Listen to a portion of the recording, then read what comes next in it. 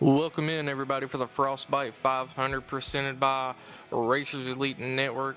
Today, up in the booth with me, I have Russell and Christian producing, and my name is Dakota, and we're happy to see everybody here. We have quite a big event for y'all today, as we, 80 drivers trying to qualify in for a race here, and only 40 of them is going to be able to get into the race, if I remember correctly. Ain't that right, Russell? Yeah, man, we got, like you said, 80 drivers here trying to vie for the top 40 spots to make the main event here tonight. We're going to be running 2 heat races with the top 15 finishers from each heat automatically transfer to the main event. The drivers that finish from 16th back to 35th are going to move on to a last chance qualifier. And unfortunately, the last 4 drivers in each heat automatically are going to be sent home for the night. Should be really interesting. I mean, we've got 3 47-lap races, so these guys have got 3 chances to get themselves into that main event field for a 188-lap feature event here from Talladega. Going for some big money here today, buddy.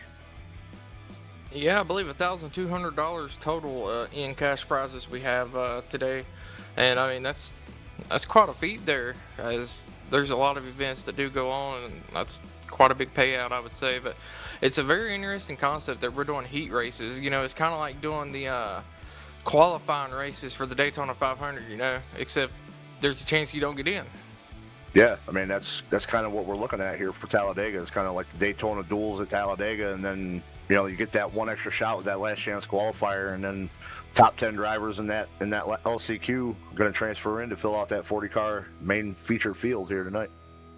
Yeah, but let's cover a little bit of stats on this track. It's a 2.66 mile track. The track was opened in June of 1997. Pit road speed is going to be about 55, and we have about, give or take, about 33 degrees of banking tonight. Track temp is relatively hot, I would say. It's over 100, about 112 if I remember correctly. And I mean, it's going to be a good race, especially with these trucks coming out with the new draft package just a few days ago. So hopefully these guys will kind of familiarize themselves with it. Yeah, I mean, you never know what what to expect when iRacing releases a new update, and they're all the time trying to improve the cars and stuff like that throughout the service. And yeah, going to be interesting to see how this new draft package is going to work with these guys here. Yeah, and I will say, I did get a chance to run a little bit of trucks the other day, and the side drafting is just so much stronger now than it was. It is absolutely insane. I was at Vegas. I was on the bottom going through 1 and 2 on a restart. Somebody jumped the start, came up beside me, and it literally sucked me up off the bottom.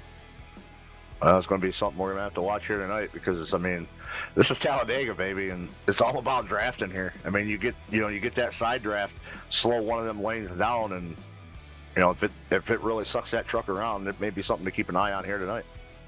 Yeah, that is a very good point, but it looks like we are about a minute out for qualifying being over here.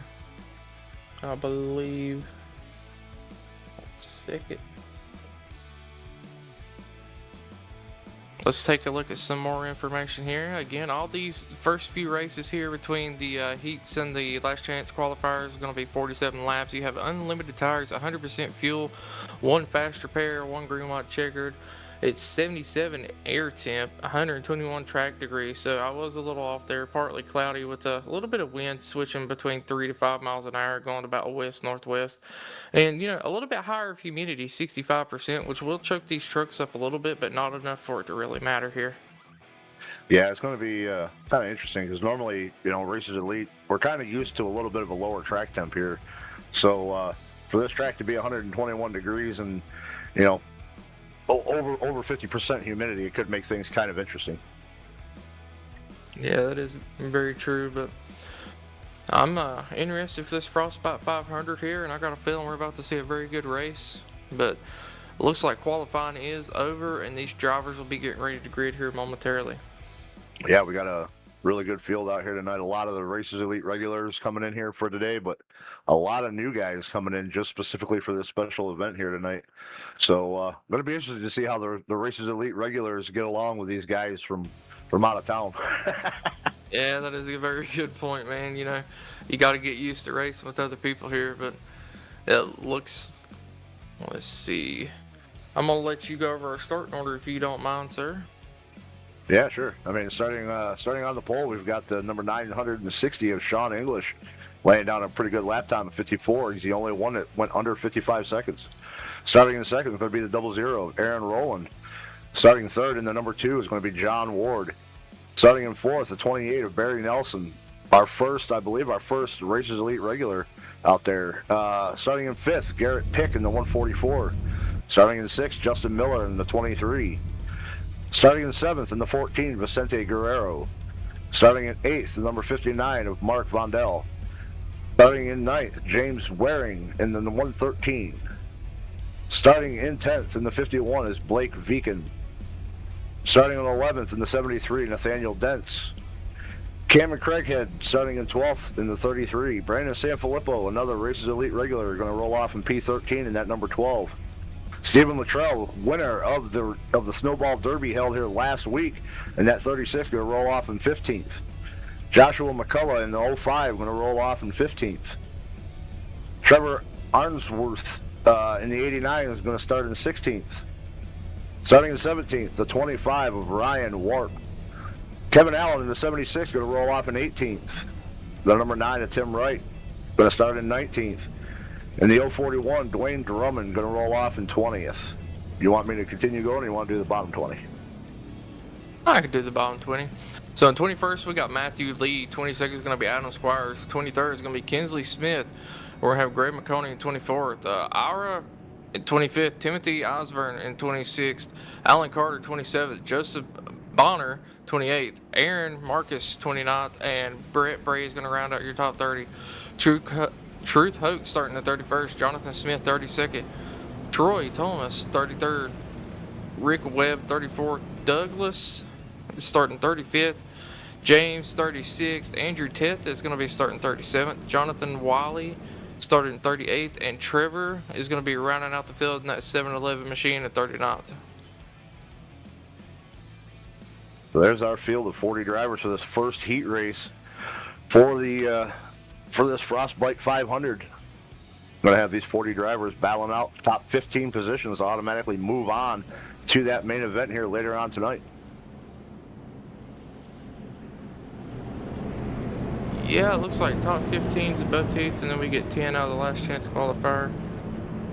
So definitely going to make for a very interesting event here, but we're going to have to see what goes. For some reason, my camera isn't working properly. I'm not sure what's going on there from my side, but looks like the 960 of Sean English is going to be leading us to the green here.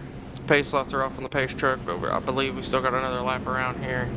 Aaron's going to be fighting hard on that outside, and I'm very excited to see what this big of a field can do here at Talladega.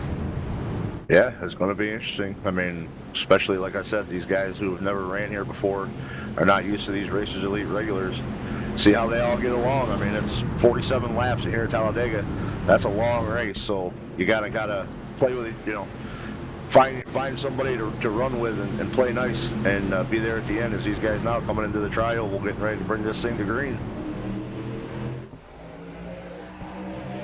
That they do, and it looks like that inside line's getting a pretty good start, as the two trucks are going to be pushing the 980 or the 960 going into one. So it's John Ward all over the back of Sean English here. Guys are slicing and dicing, trying to move down to the bottom a little bit further back down here in the field. Looks like that top lane is just falling off a little bit already. You got one driver loose there in the middle, 3 wide. He's going to bring it. He's going to save it. These guys scattering all about this big track. Oh yeah, already looking like a hornet's nest about the middle of the field here, as they're still, I believe, 3 wide, pretty deep there. But it looks like the inside line has got single filed out and are pushing away for the most part here. So your top 10 single filed out, and I believe top 15 is what gets in here. So it's really going to be a battle for at least that 15th spot, I would say. Oh yeah, absolutely. I mean, you know, it's a long race, so it's the top 15 is where you're looking to be by the end of this thing. Make sure you're locked in and not having to get in through that last chance qualifier, because, you know, that LCQ, man, that thing could provide a lot of fireworks for guys trying to fight in for this money. Oh yeah, that's a very good point there, man. I mean, all it takes is this one one bad wreck or two, since we do got a faster car, you know, you're done for this heat here. So, and the last chance qualifier is going to be even more aggressive, I would imagine, like you said. And I 100% agree with that. But looks like we're having, you know, that outside line is starting to make a resurgence here, and I got a feeling, and if they could get connected a little bit better, they're going to be pushing up towards the front here very soon. Yeah, I mean, they're going to need some guys to kind of jump up there and join in. I've seen a lot of them dropping down to the bottom there a minute ago, but now it looks like there's some more jumping back up trying to make this top line work again.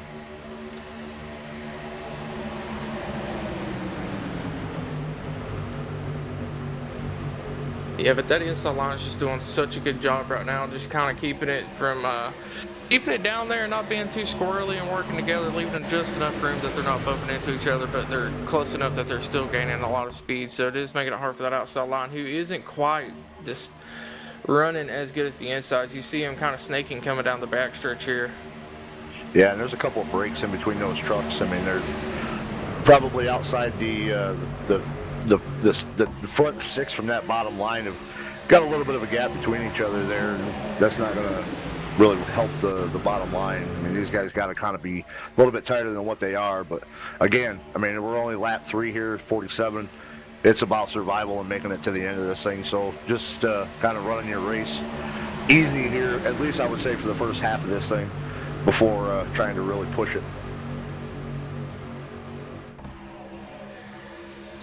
And especially anyone that races in Racers Elite, you know, I help broadcast the Friday Super Speedway Series, and a lot of these drivers in Racers Elite that are consistently here week to week know to ride around until it gets crunch time. Yeah. But it does look like we got a third line forming up there. I would say, yeah, the Racers Elite regulars know that patience is a virtue here, and I'm sure that they're going to do the exact same thing here tonight. But yeah, like you said, trying to maybe form up 3 lanes. They had 2 trucks up there trying to make something happen. It looks like this, the 44 and the 33 up there. Now they're starting to bring some other guys with them, trying to form 3 lanes here early on. Yeah, and I mean, this track is plenty wide to do so, but I don't know if I would be putting myself in that situation unless I absolutely had to here. You know, we got plenty of laps to go. We're still only working about lap 5 here. About to be working lap 6 before too long, and I mean, still 40, 41, 42 laps to go. Yeah, me and myself, I'd be kind of back there in the back, just kind of riding for right now. Yeah, I wouldn't necessarily say I'd be in the back. I'd be content, you know, being about towards the front, but just kind of chilling. I know being in the back. I can't. Go ahead. Yeah, let's say I can't qualify at super speedway, so I just always start at the back. I mean, it's either you want to be in the very back or you just want to. Yeah, to be able to avoid all the chaos. Yeah, you don't want to be in the middle. That's the main thing, because, you know, if something pops off in the middle, you got people, you're swarmed right now, especially with them being 3 wide right there. If that 44 was to turn down, the whole field behind him is gone. Yeah, absolutely. But speaking of the third line, here comes I believe that is the 44 machine up towards the top 3 and getting a really good run on that outside line there, getting a really good push from the 33 as they're going to get up behind the 05 and the 2. But the 36 and the 360 or 960, I believe that is, making another resurgence back on the inside lane. A little bit of a checkup right there in that middle lane. Looks like maybe that 00 there got just a little bit loose, had to check up and cause everybody behind them to check up. But now we're kind of getting scattered about. Doesn't really look like any of these lanes are formed up very well right now. Yeah, people still trying to decide if they want to go on the high side or drop down. As it does, we almost have a little bit of an incident there between the 89 and the 22, I believe. The 89 came down and it was not 100% clear. The 22, good heads up driving by the 22 to let off a little bit there, but he does get loose and almost come down into the 12 there in that middle lane. Yeah, I was going to say, Barry Nelson, that 28, getting really loose right there. I'm about blind apparently because I thought that said 22. I apologize. Well, let's take a moment real quick while we already have some good racing. Let's go check the YouTube chat. We got a Go 98. Let's go 51. Myself and Ryan Wart from Blake. We got a Mars squad about to clean house. Let's go around warp, and we got it. Is this heat 1? It's closed, and let's fucking go. So appreciate everybody for stopping by and taking time to watch this today. But back to the race in action here, as it looks like the 44 is opted to drop down to that middle line there, which leaves the 33 up there with losing a little bit of momentum. And it looks like that 05 and 2 just absolutely do not want to let that 44 by, as every time he switches lanes, they follow suit.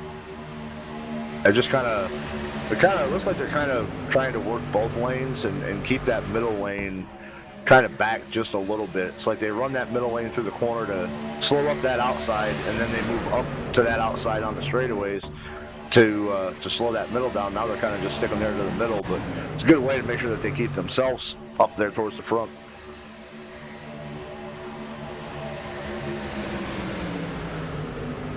Prevailing 2 there, John Ward going to the front of this pack right now.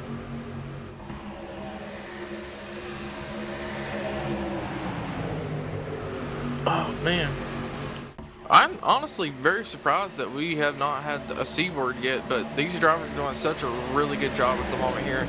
We are getting ready to be working lap 10 this next time by, and the top 5 are single filed out in the middle lane here and pull, you know, to a pretty safe distance, but we are still 3 wide behind them from about the 8th place back.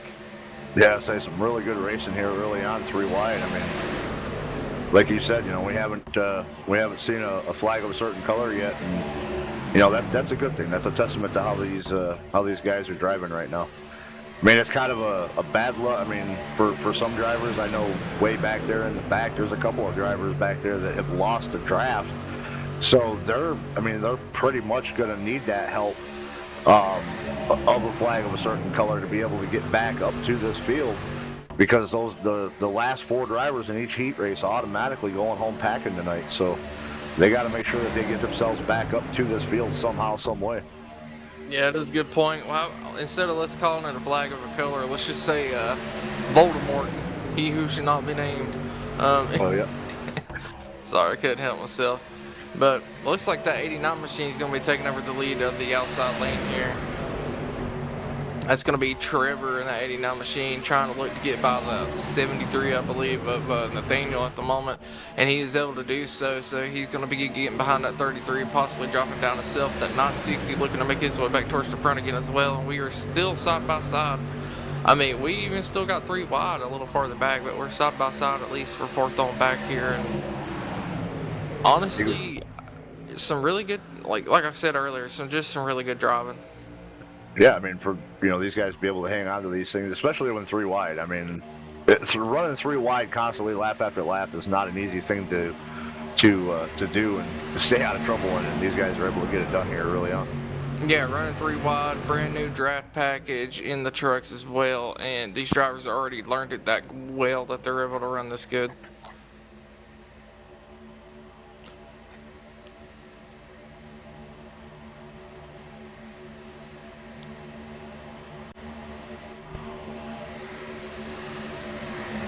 Looks like that top lane starting to fade out maybe just a little bit. More guys trying to get to the middle lane, and see Barry Nelson up there on that top side. He's the lead truck up there, and I think he's still trying to get himself down to that middle lane. But it looks like there's only a few drivers up there on that top lane, and they're kind of getting hung out to dry right now. Yeah, but that middle lane is working so phenomenally at the moment here. Like, even whenever they don't have draft, I mean, they're still gaining for the most part, but it's also helping that the leaders up here keep switching lanes, kind of giving both lanes draft and then stalling them out, and it's keeping them in a good spot to where no one's getting a huge run on them. Yeah, absolutely. I mean, like I said earlier, these guys were doing that on that top lane. They were going top lane to middle lane, back up to the top lane, kind of helped them to pull that draft and then break that draft, and makes it to where it keeps them guys out front, because there is still money to be won in these heat races too. I mean, I think it's $50 to the winner of the heat races. So I mean, you want to make sure you're up front, not just battling for that top 15, but if you're inside the top 5, you're gonna be battling for a little bit of cash too. Yeah, and since we're having such a green flag run here, let's talk about the fuel window. I believe it was 40 to 41 laps with the solo truck here. So there is a possibility of some people fuel saving here, but Oh, we got one around going into 3. Big wreck in the back. and that's what happens when I say something about the green flag. Exactly. Yes, spoken into existence. I believe that was I think I've seen 2 of the 33s out there. I think there was one of the 233s trucks out there. It was kind of got kicked sideways back there, and unfortunately got slung up and across up the track into the field. Not as many drivers involved as I thought initially, but It looks like a 23 machine of Justin Miller was involved in that one.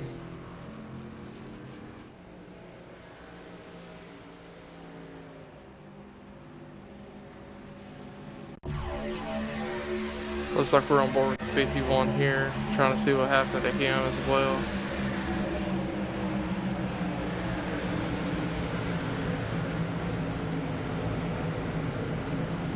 51 was checking up there for the incident in front of him. See Kensley Smith there, and the 15 come flying in there, get involved. Yeah.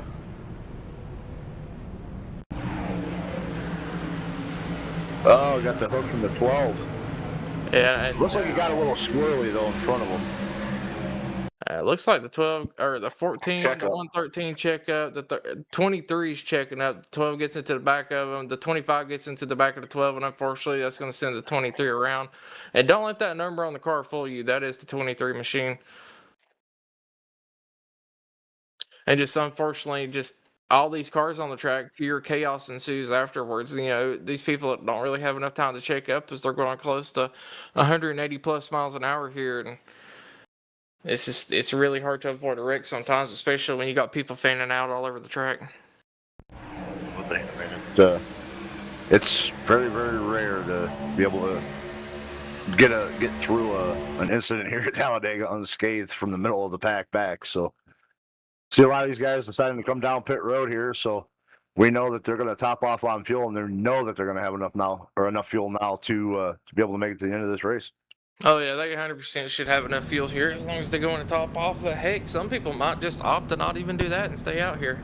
Yeah, I think I was talking to one driver earlier who said that might be his plan. He was going to kind of just start in the back of this thing and let the cautions play out and just try to stay out and try to save some fuel and maybe try to do this thing flag to flag.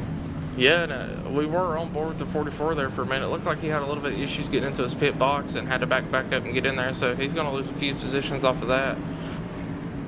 But let's try to get a look, see who won our race off of pit road here. Looks like John Ward is going to be continuing to be possibly in the lead here, pending if anyone else stayed out.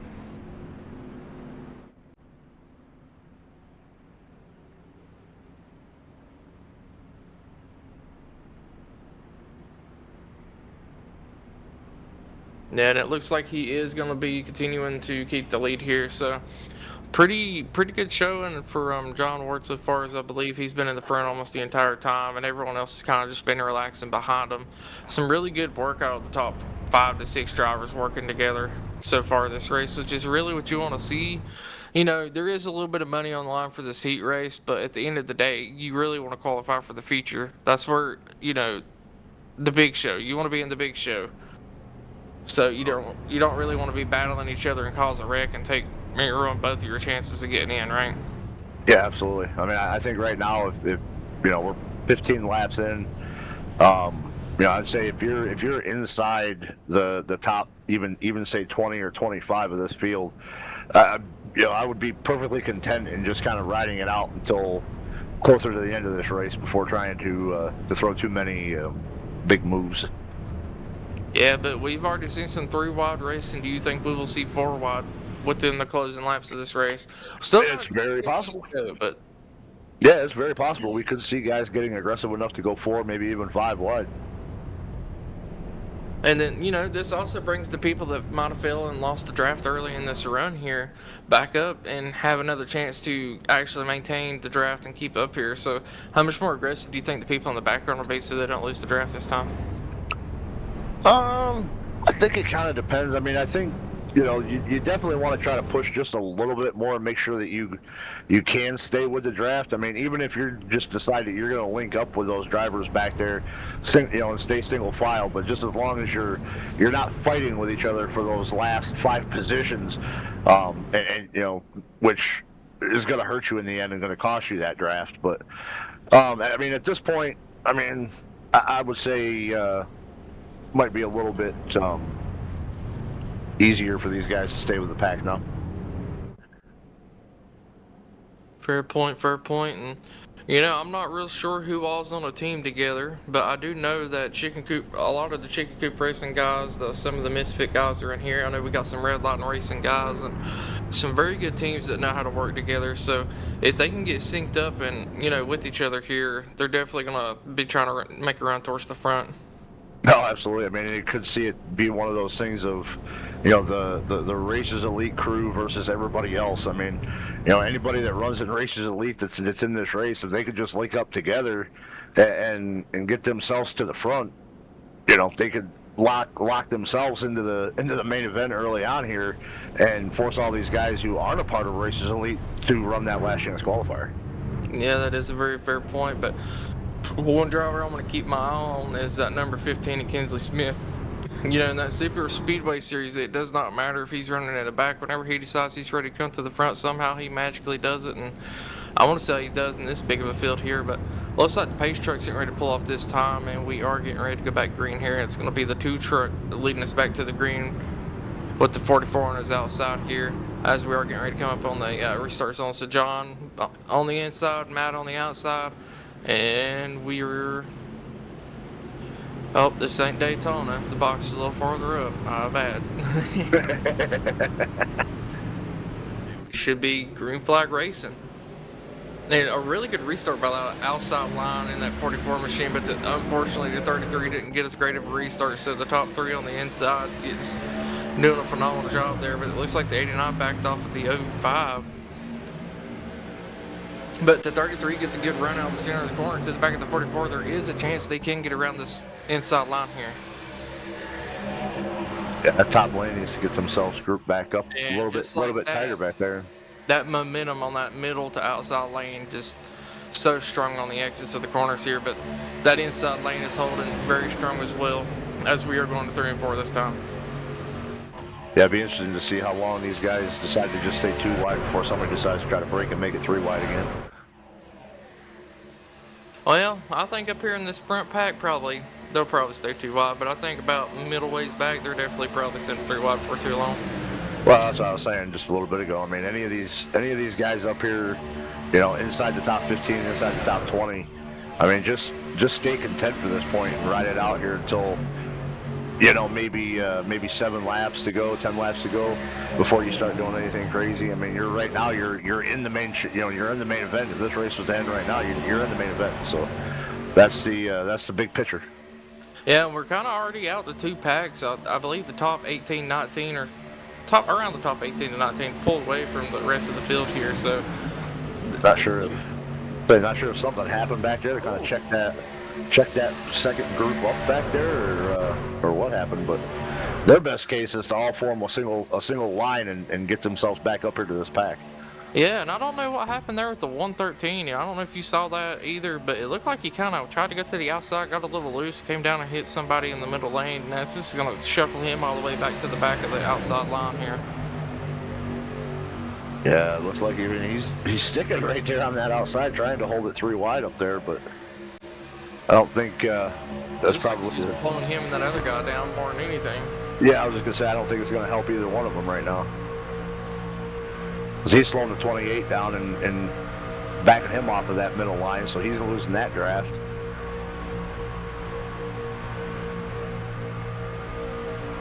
Yeah, and I will say that, these drivers are doing such a phenomenal job at controlling these lanes here, as I've seen them switch back and forth a few times, and that 89 I don't know what the 80.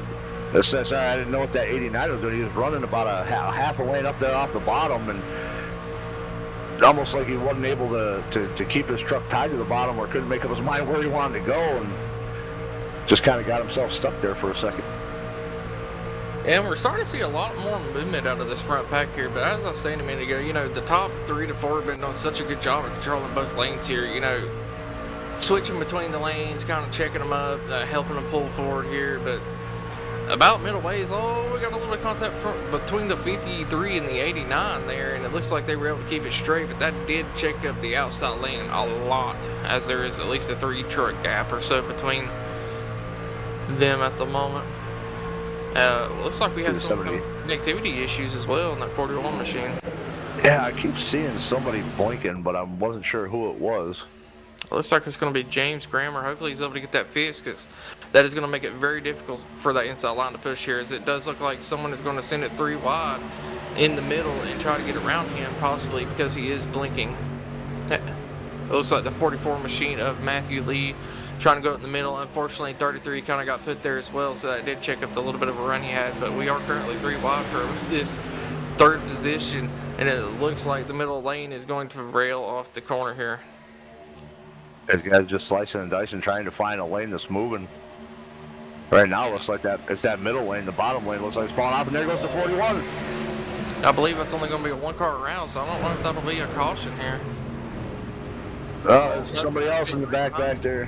And caution is out.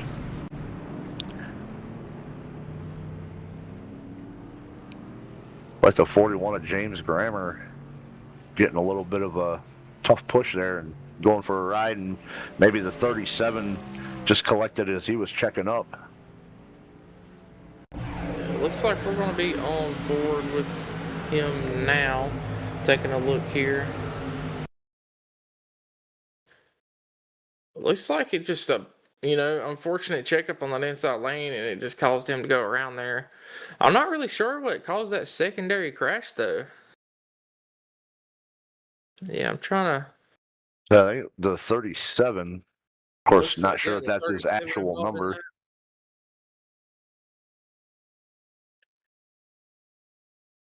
I'm on board with the 37 here, see what happened to him. I said, I'm assuming it's probably a checkup on his part too, and then probably just got a shot from the 17. Yeah. That 40 slammed the brakes. The 26 is slowing up a little bit. 40 slammed the brakes real hard. 37 got to the back of it, and unfortunately just... Yeah.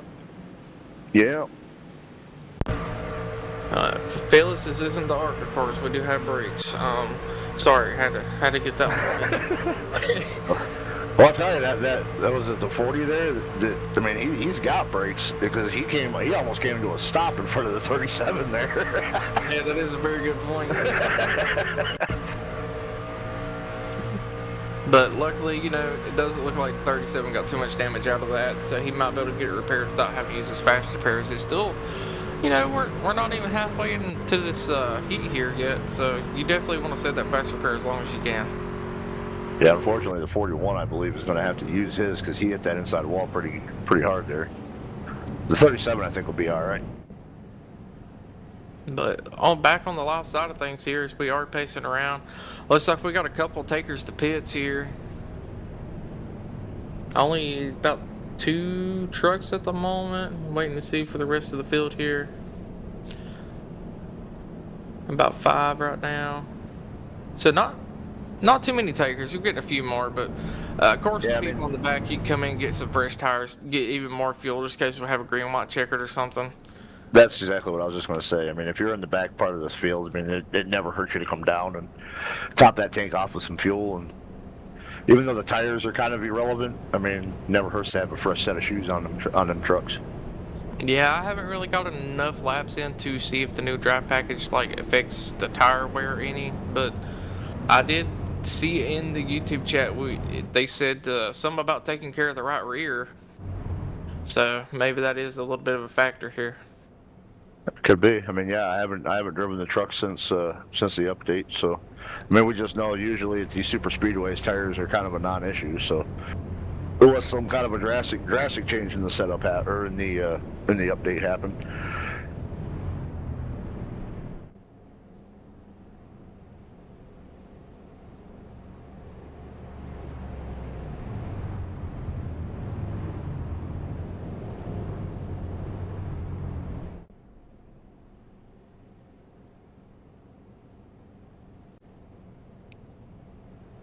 Oh man. I'm listening to a little bit of radio here, see if I can find some information. No one really getting upset or anything. Seems like everyone's pretty calm for the most part and enjoying themselves, so that's always a good sign. Yeah, absolutely. I've been listening to it myself and haven't really heard too much in the way of negativity, which is a good thing. I mean, so far it's been a really good showing out of these guys, and I'm honestly glad to be able to broadcast for Racers Elite half the time because they have such clean races for the most part. I mean, you just think there's there's 40 guys in this feature or heat right now? Yeah, 40 drivers in the heat. Well, this is only the second caution we've had in 23 laps, so very clean racing. But it is getting about time for some of the aggression to start picking up here as we are starting to get to the second half of the race. But I think about 10 to go, 5 to go around in there is when we're really going to start seeing what these drivers will do to get up here towards the top 15. Absolutely. I mean, we're just now approaching halfway of the race, and I mean, maybe time for some of these guys in the back part of this field to maybe try to start making some moves. But I kind of agree with you. I mean, if you're, in the top half, I would say, 5 to 7 laps to go, maybe try to start making some little bit dicier moves, I guess you could say.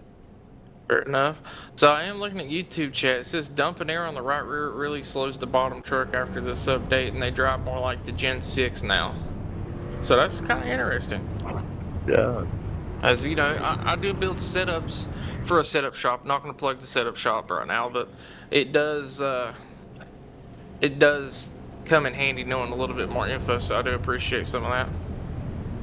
So I run in a truck league on Monday nights, and well, we have this coming Monday off, but we've got our next race is at Watkins Glen, so that's going to be interesting with this new update to see how the truck's going to handle getting around Watkins Glen. That's a very good point. And something else I'd like to point out, these super speedways, if you look under the rear of the truck, they added a new box that makes it where you're able to push a little harder without it like crumbling the rear end of the truck up now.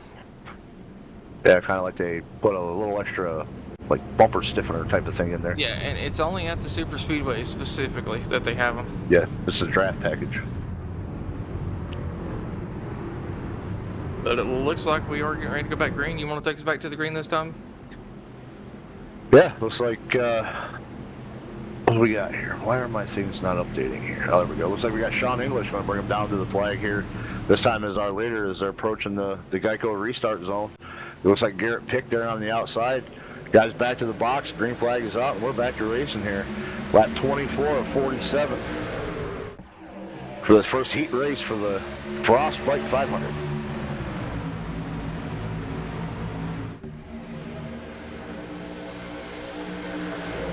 And again, some really good restarts by the outside here, man. I mean, absolutely. That's exactly what I was just going to say. Those top 4 or 5 drivers there in that top side really putting them bumpers together and pushing themselves out in front of the bottom lane, who once again kind of coming a little bit disheveled there at the start of this thing. Yeah, another thing to point out here, the 2 truck's been near the front the whole time. Now he's behind a few people here. We're going to see if he's able to work his way back up, as he is going to send it 3 wide coming out of 4 this time. And it looks like he has a little bit of help. I can't quite tell who that is. Yeah, he's going to need a little bit more help than one truck to. I mean, depending on how strong this new side draft is, but I mean, right now they're making it work. Now we got one more jumping up there. And another one. Yeah, they're slowly starting to build it. Drivers are definitely starting to want to get near the front here and be in a good spot for the end of this race, it appears. But whoa, Nelly, keep it straight, keep it straight. That 113 or 110 machine there, I believe with James Maring just having a little bit of issues. All the way from the bottom to the top. Back to the middle. Try to get a gig on who that is. It looks like the 05 of Joshua McCullough. Trying to make something happen. He didn't know what lane he wanted to be in. But that inside line just completely dissipated now, and we are still almost 4 wide back here, as everyone in the front is single filed out and just pulling away right now. Yeah, that's exactly what they want to do. I mean, let these guys back here keep fighting, and we'll just single file and kind of check out, secure our spots in the main event here tonight. And there are 3x3, 3x4 actually back here, man. Taking up this whole track from the wall to the yellow lines down there. And don't look now, but Kingsley Smith is starting to work his way through this field, as he typically does at these super speedway races. I guess he's tired of cruising and ready to put the pedal down. Yeah, Kinsley's always a threat when we get to these super speedway races. He's a really, really good pusher if he's in that position, but he could bring an entire chain of trucks with him too if he's leading the pack like he is right now. Yeah, one thing I've realized after watching this for a while, you get Kingsley Smith hooked up with one of his teammates, and they just absolutely zoom. It don't matter if they have 2 trucks, 3 trucks, 4 trucks. I mean, they're just able to make it work somehow. But it does appear we are starting to get more people in that 3rd lane up there, and they're getting a really good run as we're about to almost to be 4 wide here. But it looks like the 59 is not going to block. I thought he would. We are going 4 wide. Kinsley is putting it right on the wall up there, trying to go 4 wide. Channeling his inner Kyle Larson, ripping the wall up there as we are still 4 wide, 3 wide up here for the lead, 4 wide not far behind him, and we are getting really close. A little bit of door touching, beating and banging a little bit here as we're getting ready to cross the line for, I believe, lap 29. To start at lap 29 here, and we're getting a little bit of movement out of the middle of the pack here. So you can see where that side draft, like you said, is coming into effect. It looks like that 15 being up there, it looks like it maybe brought that 59. Oh, we got 44. Big jump on the inside. Oh, we got a big one. Big one. That is absolutely the big one that day. I was saying the 98 of Andrew Teft almost going over. I saw somebody else potentially almost going over. Catch fence. I think somebody was stuck on the catch fence. I don't know who that was. We got to get a view of that. Oh, he's still sitting there. Stuck in that safer barrier. Oh my, what a wreck. And I believe that started with the 44 machine there. It looked like the inside line got on the apron a little bit as they were going into 1 and 2. Yeah, just that tight 4 wide racing. I mean, when you get 4 wide, I mean, you could go 5 here on the front stretch, but you get 4 wide, the smallest little mistake can cause what we just had happen there. Yeah, and it looks like we're back on a replay here, so let's take a look and see if we can get another view of what happened. It looks like 44 moved down just a little bit and kind of pushed that bottom lane under the yellow, and I still don't know what caused the 44 to get loose though, because I don't believe anyone touched them. I mean, all this wiggling going on around here. 96 starting to come up just a little bit after he got on the apron and just barely touched the 44 there, and you see as it sent him around, he's going to go back up the track. It looks like that's a 44. Almost saved that. The outside lane had an issue there as well, and just the other 44, I'm not sure which number that is, but look at that. That is a picture. Adrian Ted, True Code, a bunch of good drivers involved in this. And the 44 just riding the wall up there, tunnel out pro skater style. I had to be a good 20 cars involved in that. At least in some kind of an aspect. I mean, some not as heavy as others, but like the 44 getting stuck in that safer barrier there, and unfortunately had to tow that thing back to pit road. Yeah, it looked like him and the 73. He was stuck on top of the 73. They were both going backwards, and when the 73 pulled away, it just absolutely glued him to that wall there. And I seen someone the other day get stuck inside of the safer barrier. Yep, seen that.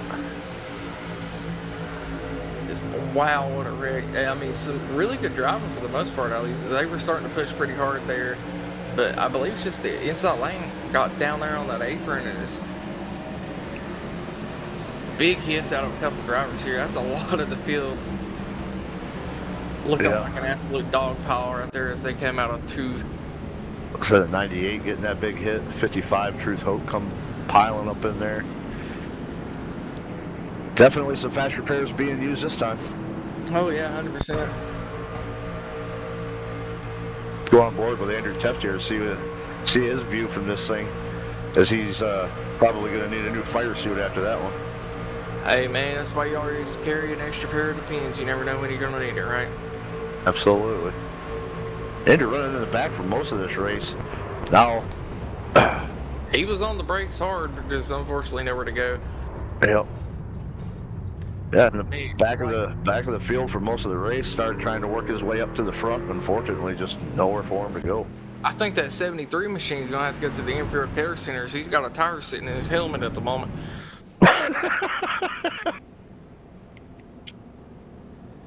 But let's go on and check a little bit of YouTube chat while we're under caution again. Let's see. Let's go LNG Power Sports and 0053 in the 41. We got boys getting lined up top. Latrell's here watching while traveling. Let's go Mark Vondell. Vondell made it through. His luck has changed. About time he gets a little bit of good luck, and then we got still trying to figure out why I got. I'm not gonna say that one. Sir, I would just recommend you texting the owner of the league, that'd be Mr. Tift, and asking him about that, sir.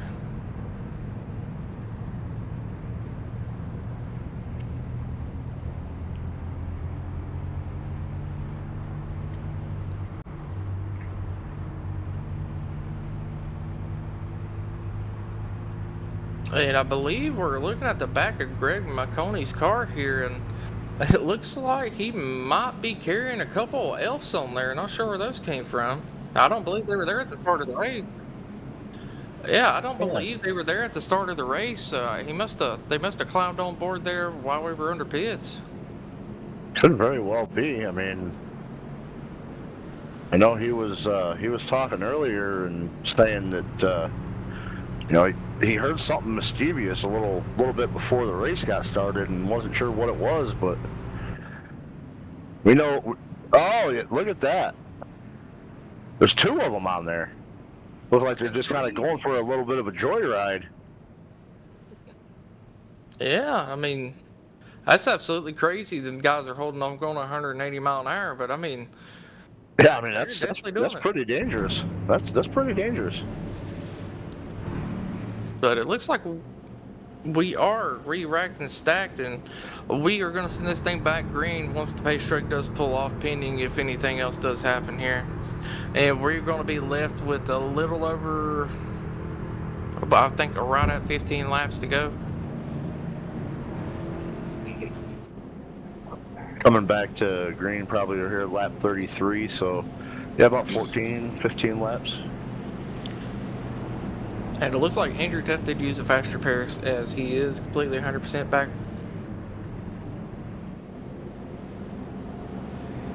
This is where we're going to start to see the... I mean, we've already seen 4 wide. Yeah. I believe the aggression's already kicked up here. So... Yeah, I was going to say, I'm going to get a little bit more aggressive here now as these laps start to wind out. Yeah, that is a very good point there, man. And it's... I almost, I think we're still looking at the backside of Greg McConey's truck there, and I think I recognize that one elf on it. I think his name might be Jingle Bell. I'm just trying to figure out how he got on that truck. Yeah, me as well. I'm not real sure about that one, but we are getting ready to get back green, and it does look like the 89 machine is going to be leading us back to green on that inside line. The 05 on us outside, and we are back green. And a really good restart by that 89 machine, but he has no help behind him at the moment, and it's going to take a moment for them to get caught up here as we are getting up through the gears and speeding up. So he does opt to go to the outside and get the help from the 05. It looks like the whole pack right now up front's kind of broken up, except for those top 4 trucks on the outside. Yeah, I'm not real sure what happened there. Is we've had really good restarts most of the race, and just that outside line did.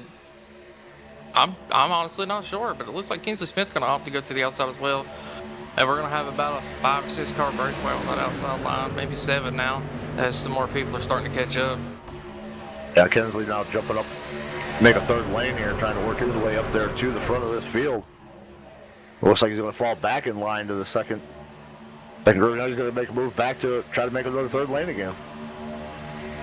Yeah, and I believe that is the Stephen Luttrell coming up through the field as well in that 36 machine. I'm very surprised he didn't go up high and try to work with them there. Is it he just got hooked. It turns them, and that's going to bring out another caution.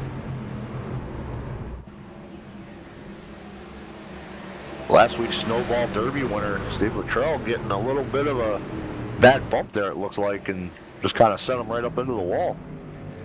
Oh, I'm getting a request for some boogity on the restart, so I'll keep that in mind. Don't you worry. Next restart, I'll definitely have it for you.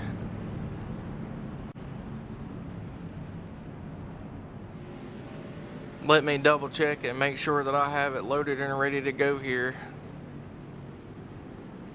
Oh yeah, it's ready.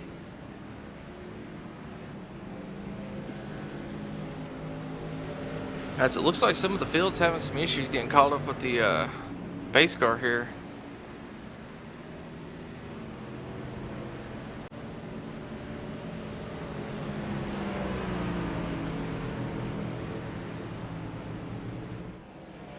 I believe Justin got a meat ball as we are going to ride on board with.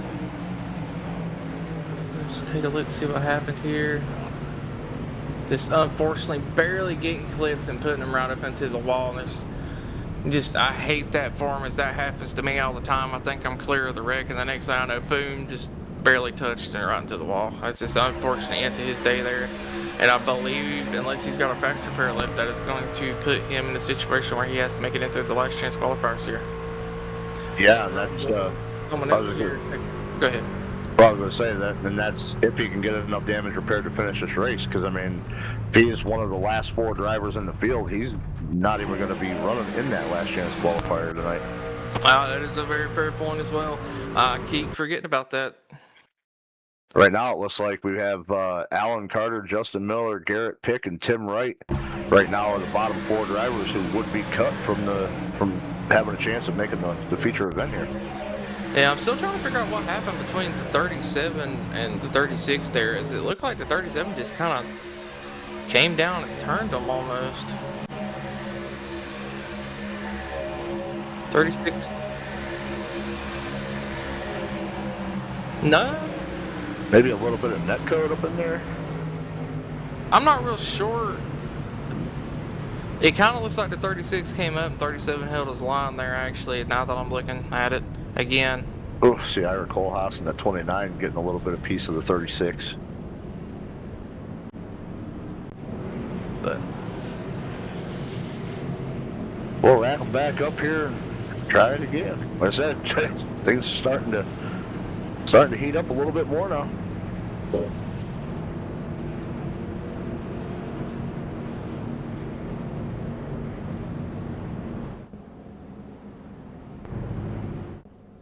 Want to hear me do it? I don't know if y'all want to hear me do it. I sound like Boomhauer. Y'all might not be able to understand me. Boogity boys. Not just playing. Daggone boogity.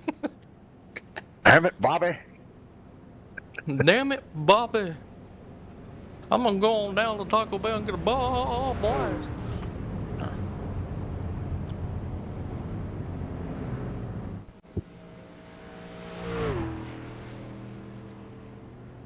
Oh, I think we're going to be going 1 to green here. Probably going to go back to green flag racing with about 9 laps to go here. So, yeah, I'm trying to take a look and see if the ELL was given out yet, and I don't believe it was. So they still might be discussing on who was to blame for that wreck there, as it did. You know, different points of views, it looks completely different.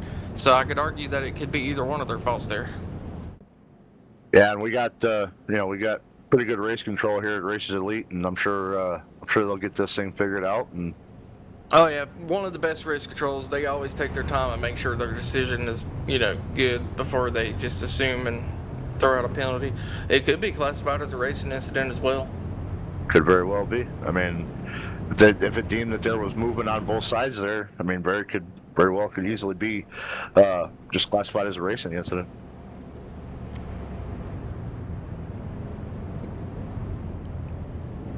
All right, we should be going back 2 wide this time, and the pace light should be coming off on the pace truck, hopefully.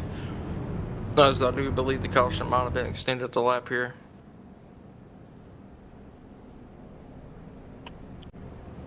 So we're going to be going back green, I believe, at the start of lap 38 here. So I think we're going back green at about 9 laps to go. So Yeah. tensions are starting to build a little bit in the chat in there. I can hear, and we'll have to see. Let's see what the call is going to be.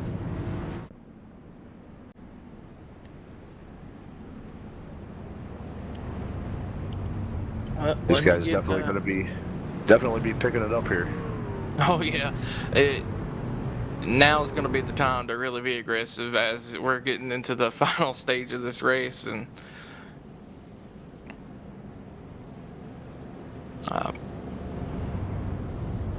listen to the radio for a minute. I think the 37 is taking blame. Yeah, I think he's taking the blame for that. Alrighty, folks.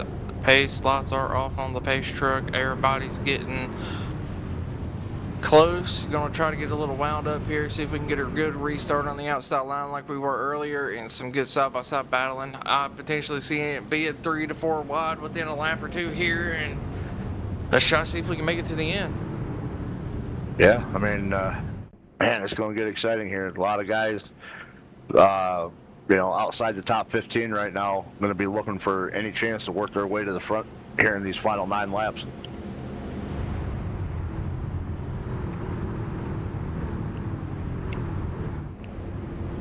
All right, I got it locked and loaded, ready to go for when we go green flag here.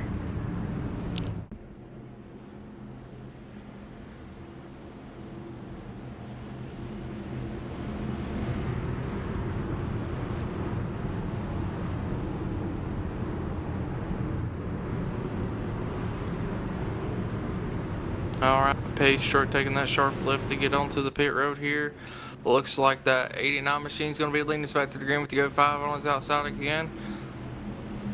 As we are getting ready to be in the restart box here, and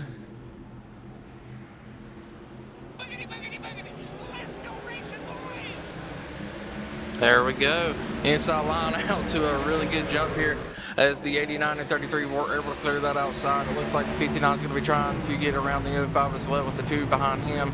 But that outside lane will start getting back up to momentum here as they come off the exit. You see Kinsley Smith going 3 wide already.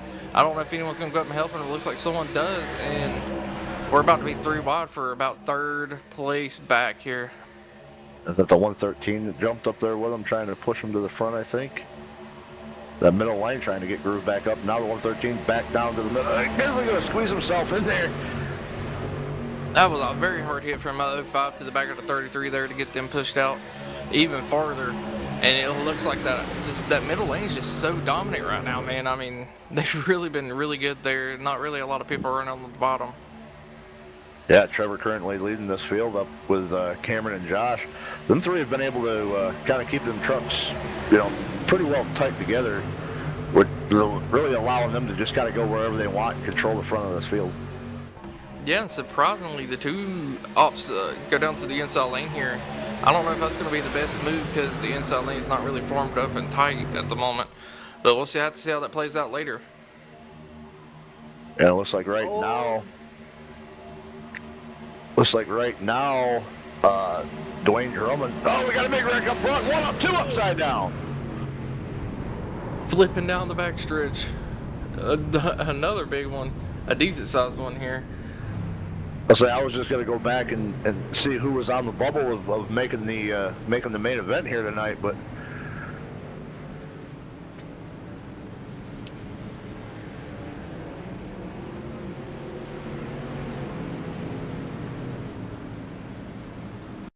I apologize for the laughter. I heard something come across in that voice chat. It just kind of made me laugh.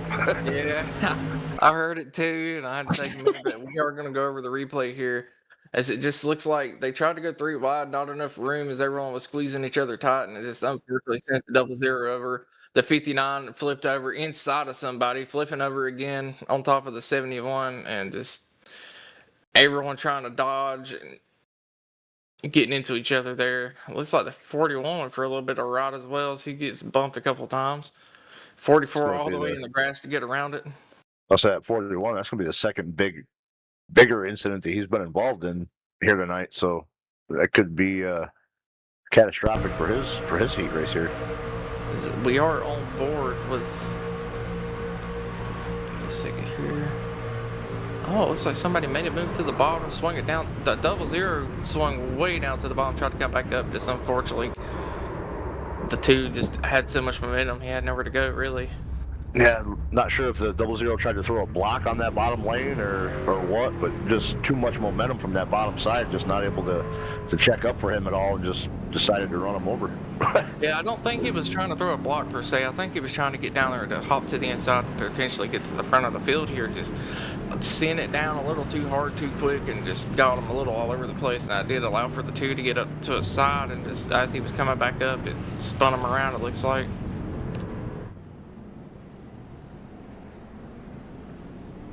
All right, back to YouTube chat here.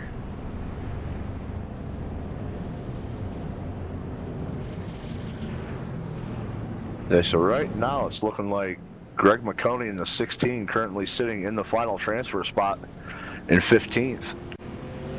Everybody else back outside of him are going to be the ones fighting to race their way into the main event directly through the heat, not have to run that last chance qualifier. And now I see some really good advice here. Only way to win is to avoid the chaos, and that is a very true statement. I mean, if you're right where the people are going to be wrecking, you're definitely not going to have a chance to win. If you only get one faster pair, so. Absolutely. I'll say you got to be there at the end to give yourself a chance. And we did get, I think, the top line checked up and it knocked the 0 down. That is a very good possibility. I mean, I haven't went back and looked at a better view to see, but that is quite a possibility that could have happened there.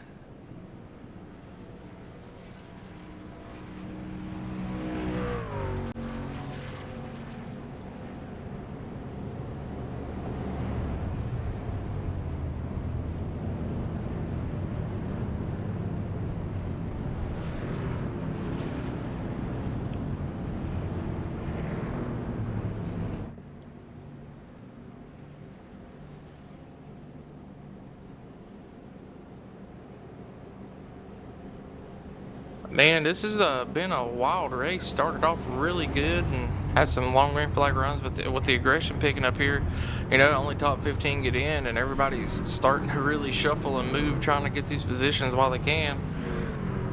Yeah, I mean that adrenaline is starting to pick up now, and guys are going to start trying to make a little bit bolder moves.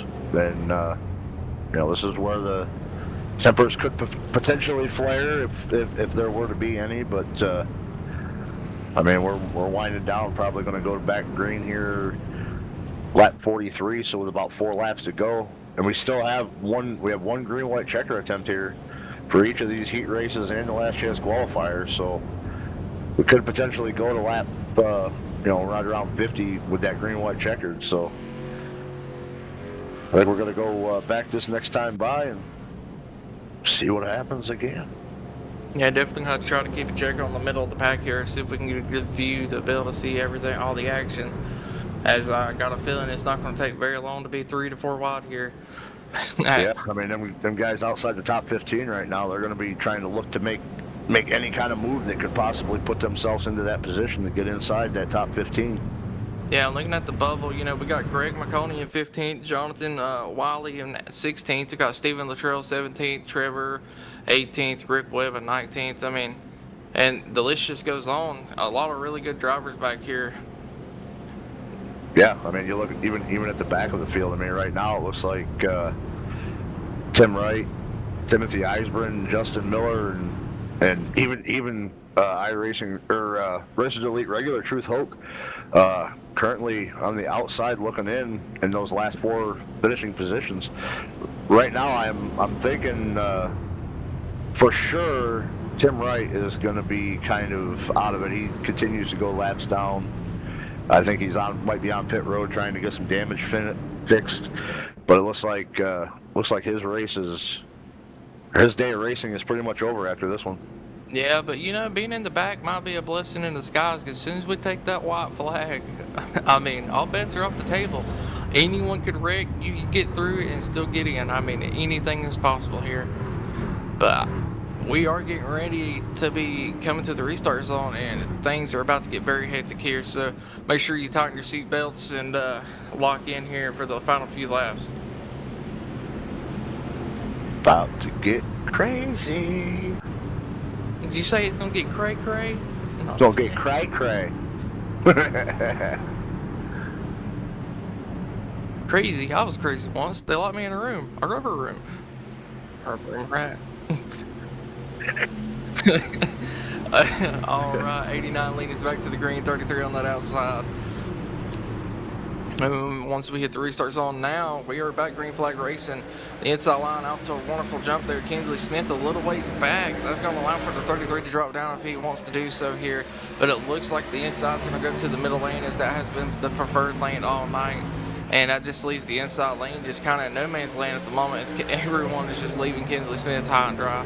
He's going to try to find a hole to get into very quickly here. We are single filed out for the top 6 drivers at the moment. Yeah, it looks like everybody's trying to get up there to that, what you would call the top lane right now, but really it's the middle lane. You see that that third lane trying to come into fruition back there a little bit farther back in the field, but right now these guys that are kind of running that middle lane they're holding tight. We see Andrew Teft up there in that 98, almost upside down in that one earlier wreck, starting to work his way up to the front here. Yeah, getting to the back of the 2 machine, who's been pretty good today as well. Kinsley Smith starting to get a little momentum going on that inside lane. I believe he might try to get behind the 76 here as soon as he's able to do so. But, this top 7 or so is single filed out for the most part. We're starting to see the 2 go around the outside, trying to work his way up to the front, and we don't have very many laps left. As we're coming to lap 45 next time by. Yeah, these guys are going to be really slicing and dicing. These laps winding down, coming to 3 to go, and man, that middle lane just still super strong right now. Oh, big move out of the 2 to drop down to the middle lane. It looks like someone else did as well. That's going to hurt the outside lane, and man, they are still 3 wide back here, about middle ways through the pack here. 2 machine opting to jump back to the outside, probably just trying to get a little bit of draft and get a better run, which is going to suck the 98 back up to him as well. But that middle lane that these guys are running up here in the front is just so dominant. They're working so well together. This top 3 is they're, all nose to bumper. Yeah, just able to keep their trucks, really good and tight together and keep that draft. Oh, we got one around on the bottom and big wreck.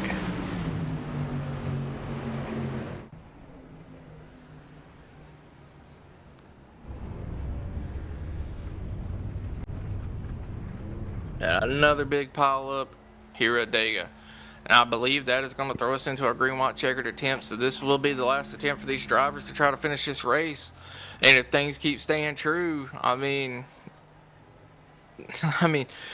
these top few drivers getting a real good jump and just hopping up into the middle lane, working together, not really fighting, knowing that, there's a bigger picture here.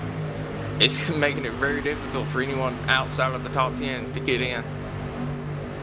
I mean, this field or this wreck right here, it took a lot of big names. It took Kinsley Smith. He was involved in something earlier on, so, I'm not sure if he's going to have his fast repair. Truth Hoke there in the 55. I know he don't have his fast repair. Yeah, 25 machine taking a hard lick as well. So these later incidents here are what's really going to hurt guys for moving forward. Because if they've already used that fast repair, man, they're going to have to finish this race with damage or finish it on pit road. Yes, man. That was that's the 3rd big one we've had so far just in this heat. And it's making me very excited for this feature that I'll be in later today, as we've seen some very good and aggressive racing. We're having a couple of hiccups with some wrecks, but these guys are definitely putting everything on the line trying to get into this feature. Absolutely. You got this much money on the line, you're going to try to do what you got to do to get in, Yeah. while trying to do it clean anyway. Yeah, and we are No on malintent. somebody during this wreck at the moment. And I mean, just look at that view he had ahead of him before he got involved in the incident. 3-wide race in that big wreck. And I mean, really not a lot of time to shake up. There is the whole entire track is blocked, nowhere to really go. Yeah. I mean, a lot of times, especially at these super speedways, I mean, something like that happens. It's hold on, close your eyes, and hope you make it through it. But once that track starts getting blocked, there's just nowhere to go. That is a very good point, but just a little update. Greg up from 15th to 13th, so he's sitting a little better than he was. Garrett Pickett in 14th. We got Nathan Dents in 15th, Brandon Sanfilippo in 16th, Rick Webb in 17th, Alan Carter in 18th. So that's going to be your closest battles for the 15th spot here on this final restart.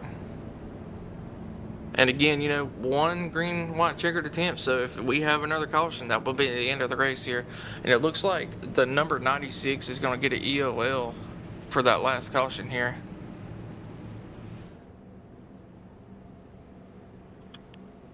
And I am hearing over the radio there is potential for people to run out of fuel here.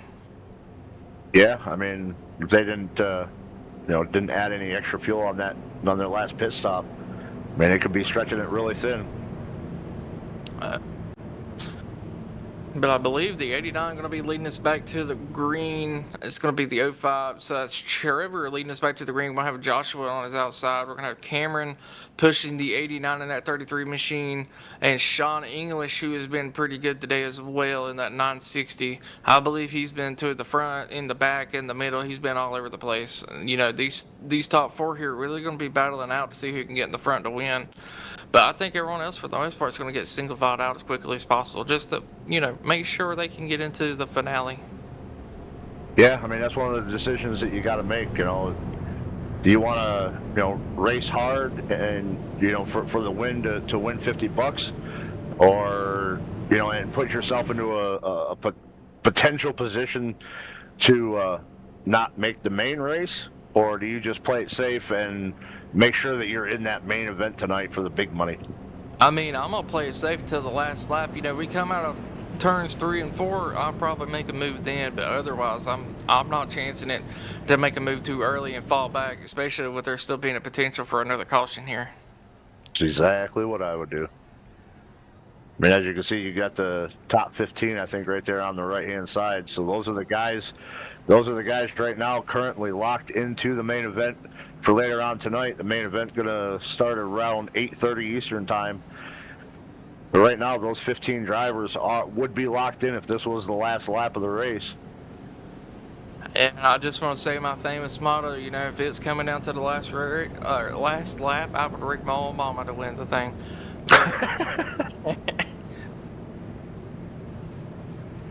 Let's go take a moment to look at YouTube chat again. Getting a couple ARCA breaks. That was a bad rig, and a couple other things here. Appreciate you for saying good job in the booth. And honestly, appreciate everybody for showing out. We're getting a pretty good turnout here for the stream. I'm 72 viewers watching currently. Appreciate each and every one of y'all for turning up today.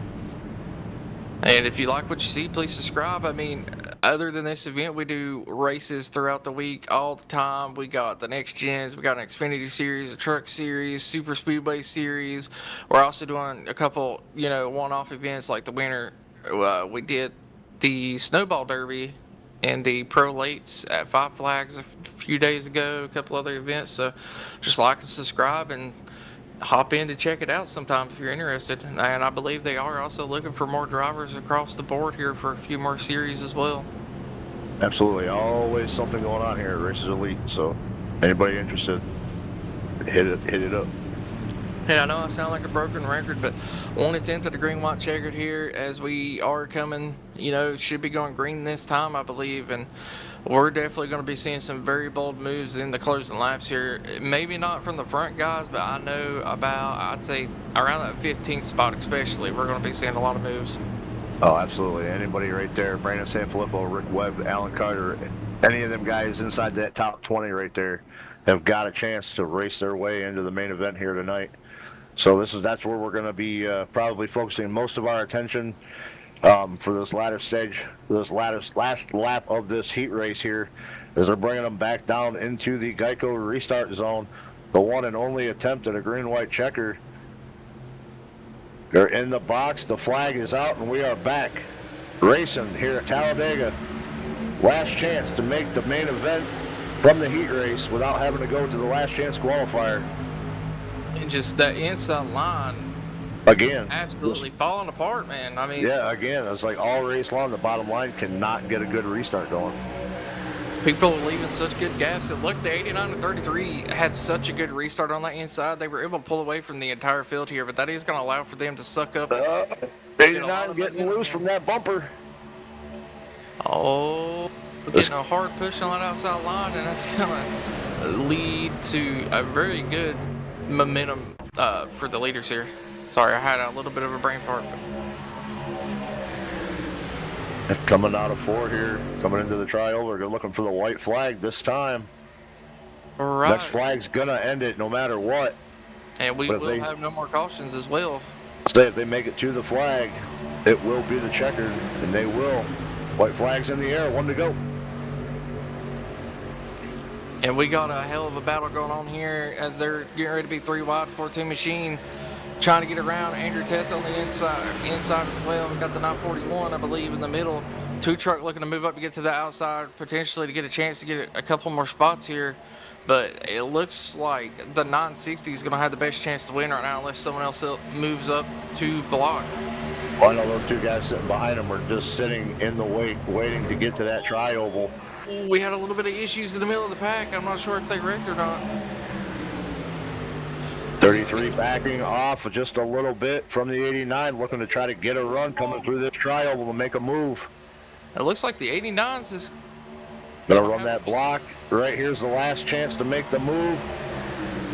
No move at all. 89 gonna win the run or race, heat race 1. Trevor Arnswanoff, I think it's how you pronounce that last name. Maybe. Trevor, if I butchered your last name, I apologize. I'm looking at this finish between the 05 and I believe the 960 here, and that was a very close finish for a 3rd place spot. But Trevor, bringing it home for the win in Heat 1 here, that's going to win him a little bit of money and also get him into the feature. And I believe we're just going to focus on our top 15 here. So if we want to pull up our race results so we can get the top 15, that'll be moving on. It's like we got with Trevor, Cameron, and Sean being the top 3. Yeah, it looks like we're going to have Trevor in the 89 machine, Cameron in the 33 machine, we have Sean in the 960, Joshua in the 05, John in the 2 machine, Joseph in the 53, Greg in the 16, the 14 of Vincent, the 12 of Brandon, the 10 of Steven, working his way back up through the field after a little bit of an incident earlier. We're going to have Garrett in the 144 machine, the 041 of Dwayne, the 73 of Nathaniel, Allen in the 37 machine, and James Waring in that 113 machine. It's going to be your top 15, making it into the next part. Anyone from 16th back, except the last 4 drivers, will have to try to get into the last chance qualifier to make it in. So our last 4 that will not be able to do so is going to be Jonathan, Wiley, Douglas, Ira, and Tim. Unfortunately, multiple laps down, as I believe they did get a DNF. Yeah, them 4 drivers are going to have to, unfortunately, miss the rest of the event here tonight. Other than that, everybody from Andrew Teft, I believe, was the first one outside. Yeah, league owner Andrew Teft just outside that top 15. Andrew Teft, Kevin Allen, Rick Webb, all them guys all the way back to 35th, going to have to run that last chance qualifier to be one of the top 10 in the last chance qualifier to make the main event here later on tonight. Yes, sir. And I will say Trevor's burning it down right now like he just won the feature. He's absolutely ecstatic that he was able to get this win in the heat here. And we'll be looking forward to see how he does in the feature as well. But I believe we're going to take a little bit of a break before the next race starts here for this. Yeah, I think we're going to go ahead and talk to the top 3 from this heat race. Oh, you know first, what, and then And then, I think we'll take just a little bit of a commercial break and get ourselves ready for the second heat. Let's see. I'm looking to see if Sean English, if you can hear me, if you can hop in the Discord up here in the waiting booth so we can pull you up for an interview for third place. But for now, let's go ahead and pull second place of Cameron Craig up here. How's it going, Cameron? It's Dakota and Russell up in the booth. You got a copy? Yeah, I got a copy. Man, what was going through your head, after a few cautions there coming to the final few laps? Was you looking to make a move, or was you content just staying behind Trevor and making sure y'all were good to make it into the feature? Sorry. Nah, I was content riding right there. Me, Trevor, Josh, and a few other guys like John Ward and Waring and Matt Lee. We were all working together, so we had a big group, and we just wanted to make sure all of us got through and one of us cashed. That's a fair point. And question for you: with the new update to the trucks, how do you think they're handling here at Dega? Oh, they're a blast. So, I mean, they used to be super gridlock, but now you can take people's like right rears, and you can't. The bottom just doesn't work anymore. So that's why we were right in the middle, and it was just super fun. I like them a lot. Yeah, I don't mean to interrupt. I'm just going to throw this out there for you and for Christian. There is 3 minutes remaining to register for the second heat race that we need to get into. That is perfectly fine, as we are able to join after the registration ends because we're only hopping in as spectators. But Cameron, man, I mean, congratulations on the P2 finish. And one more question for you: is there anyone you'd love to shout out? Yeah, I want to shout out all of the teammates. I mentioned most of them earlier, but you got some guys like Sean Hill, Matt Lee, Vondell, Josh McCullough, Ward, Waring, Evan Carbon, Jason Sherda, and Trevor Azaranoff. I was working with all of them guys, so I want to shout them out first because without them, thing is when I have it into the same. I want to shout out Race Labs and Laughing Llamas Raps, and that'd be it. And y'all for broadcasting. Not a problem, man. And I'm gonna go ahead and move you back down. I appreciate you taking time to interview with us, and we'll see you in the future, sir. Alrighty. Hopefully. Yeah, congrats on making that feature. All right, and our third place driver, Sean English, was able to get in here, so we're gonna pull him up right quick. And Russell, I'm gonna let you take over. Sean, it's Dakota and Russell up in the booth. You got a copy? Yes, sir. How y'all doing? Hey, man, you had a pretty solid night, or pretty solid race here so far tonight. Why don't you take us back through and give us an idea of what your mindset was for this first heat race here tonight? Really, I just knew that I had to get top 15 to lock into the main event tonight. I mean, it would have been nice to grab a little bit of cash and win the heat race, but we won't complain about a third place. We're in the show, and that's what matters. Absolutely. I mean, we've seen you up front there almost that entire race. So you've definitely shown a lot of speed here, and hopefully that speed continues on into the main event. Now 188 laps. What do you? I personally cannot make full length races like that, and I don't know how people can. So what's your mindset for that main event coming up later on tonight? Yeah, it's gonna be a hell of a time. I'm gonna take these next few hours, grab some dinner, take a shower, regroup a little bit, get myself in the right mindset. I guarantee if we get a yellow at about halfway, you'll see me park on the back straightaway and go run to the bathroom real quick because 200 laps, that's a hell of a race. But honestly, just be patient, be there at the end, and whatever happens, happens. If I don't finish top 3, I hope I wreck out in the first few laps though. There you go. Well, congrats on a solid finish here in the heat, and for moving on to the feature event later on tonight. And we'll go ahead and throw it over to you. Let you give out any shout outs that you got, any sponsors, any family, friends you want to shout out. Go right ahead and do that. Yeah, shout out Garrett. It's really just me and him running this, helping each other out. But appreciate all y'all for putting the show on, and hopefully I'm talking to y'all later tonight. All right, man. Well, congrats again on the solid finish, and good luck later on the night in the main event. Thank you. Y'all take it easy. Thanks, man. All right, we're gonna bring our heat winner up here, Trevor. Trevor, it's Dakota and Russell up in the booth. You got a copy?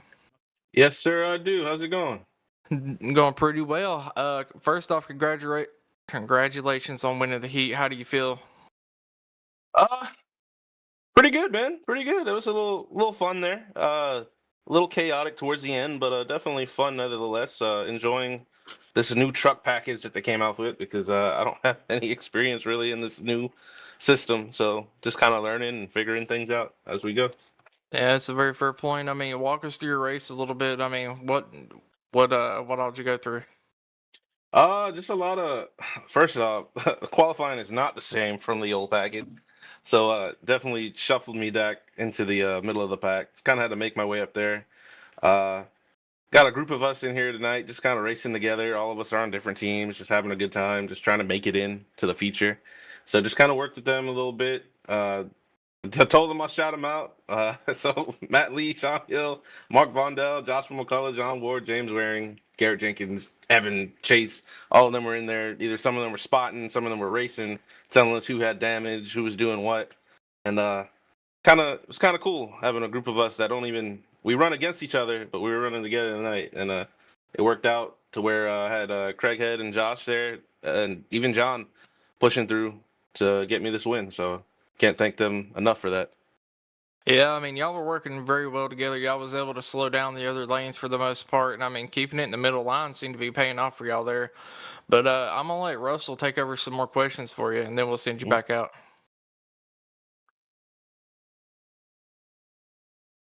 Russell, you got a copy?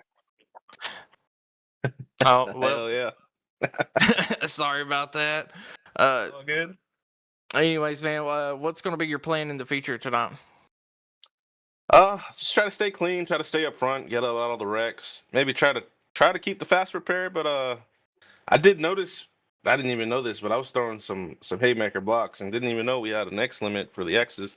So I walked out of here with a 0X, thankfully, but that's another thing. Got to be careful with that because you can get junked out and still get a fast repair and still get DQ'd out of the race. So probably just gonna take it easy for the first, I don't know, 100 miles, and then maybe just trying to work my way out towards the end of that. Get in contact with some of these guys here and try to get us a win. Maybe try to break away. Maybe try to, I don't know. I'm not finishing second. I know that's not gonna happen because I hate finishing second. So thank God I finished first because I would have been mad. So heck yeah, man. We'll figure it out. We'll see what happens during that race, but hopefully I can come back in here and talk to y'all again, possibly in first place. Yeah, I hope to see you back in here. But back to your point of not finishing second. Like I said earlier on the broadcast, my saying is I'm not lifting. I'd wreck my own mama for a win. I mean it just is what it is. That's right. That's right. Yeah, because if any one of these guys would have tried to even attempt to pass me, I was gonna block the hell out of them. So they knew that was coming too. Hey, I'm gonna try to win, man. I like it, man. At least you're honest. But just in case, is there anyone else you want to shout out apart from who you did earlier? Oh yeah, brother. You always know Jack Shack's always rocking. Got to shout out to Jack Shack for always rocking. There, I got a couple of them are gonna be racing in the next heat race. Watch out for Chase Mistretta. That dude's that dude's a tool. He will be out there trying to slang. So heck yeah, man. We'll be out there in some sort of fashion. Look out for a Jack Shack truck to probably get the second dual win. So yeah, man. I gotta thank y'all for putting on the broadcast. Gotta thank Racers Elite for putting on the show. And let's go race. Let's go race for some money. Heck yeah, man. Well, I'll see you in the future, and I hope to be back up here, interviewing you again. So I'm gonna be here all day. But you have a good one, man, and go take you a well-deserved break. Thank you. Alrighty, folks, we're gonna go to a commercial break as we have about 6 minutes before qualifying is over in the second heat race, and we'll have everything switched over, and we will be going back green from Talladega.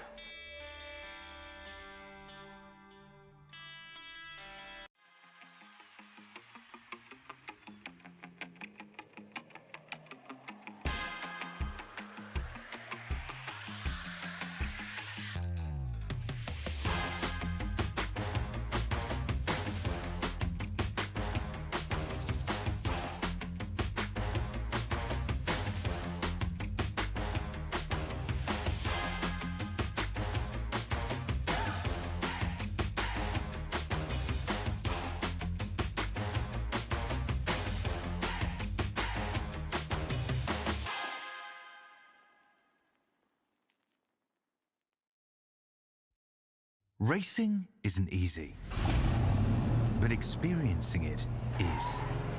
iRacing puts you in the driver's seat with the industry's leading sim racing game. Drive on laser scan replicas of the greatest racing circuits from around the world. Go head-to-head against other drivers chosen by skill-based matchmaking to ensure competitive racing at every level. Compete across all your favorite series. In officially licensed cars, engineered to deliver the most accurate driving experience possible.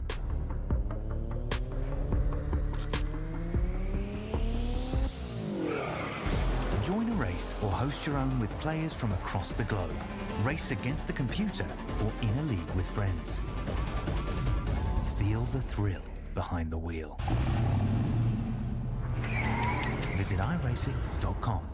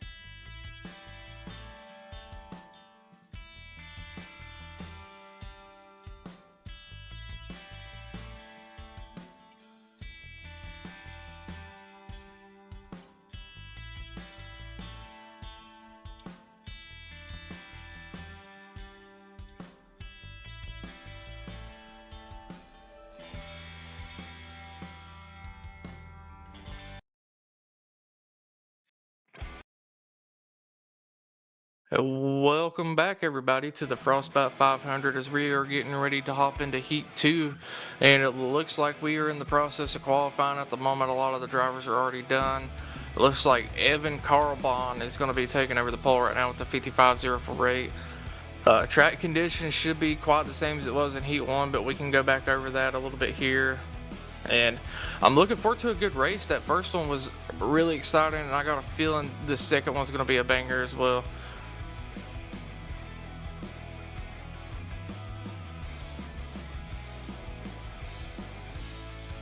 But again, just to mention, it's a 2.66 mile track. It was built in June of 1997. Pit road speed will be 55. The banking is anywhere between 2 degrees to 33 degrees. And it does put on a good show here in Alabama at Talladega Super Speedway in these trucks, especially with the new update, as we did here in the last few interviews. The bottom lane is not working as good as it once did, and you're able to slow people down kind of with the side draft now. But let's go take a look at our weather right quick.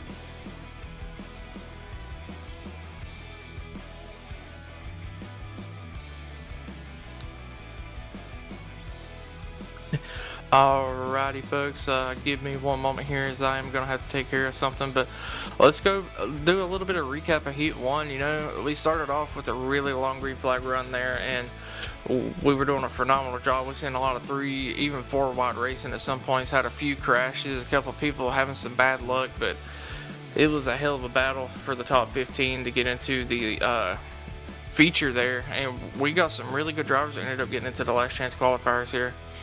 But again, this is going to be our second heat. We're going to have another 47 laps at the moment. We only do have one Green-White-Checkered. We have unlimited tires, 100% fuel, and 1 fast repair. The final race after this heat, after we get through this heat in the last chance qualifier, again, 188 laps. So it's going to be a full-length Daytona race for these drivers here. And another reminder, only the top 15 are going to get to the feature. If anyone afterwards will have to go into the last chance qualifier, and the last 4 finishers of the race will be out. They will not have a chance to get into the last chance qualifier. So these guys, at least if they do not get, into the feature, they need to make sure they're not in the last 4. But it looks like we are done with qualifying. We're going to be doing a little bit of a warm-up here and having a little bit of a driver's meeting, and then we will be going green flag racing here at Talladega Speedway.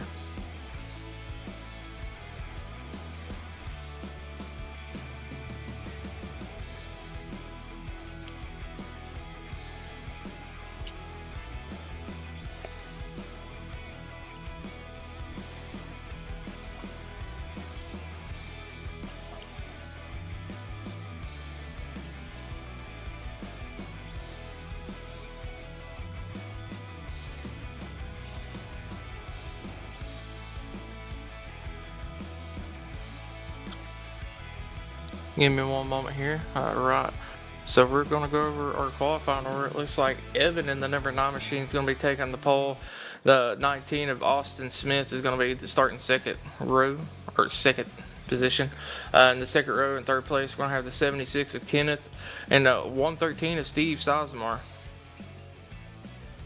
Third row is going to be the number 33 of Caleb McKinney and the number 92 of Kirby Wainscott. And at 7th position, we're going to have Aaron Roth in the 37 machine, Terry Fennell on the 2 machine. Looks like Alex J. Gates in the number 40 and Connor Leach in the number 14 is going to be rounding out your top 10. Yeah, I'm just going to jump in here real quick. I think our graphic may be wrong in showing the trucks and the numbers from that first race, but the names of the drivers are correct. Yeah, but we're just going to keep going here. So it's going to be Joshua and Joshua Norton starting 11th, Christopher starting 12th, Riley's going to be 13th, Sean 14th.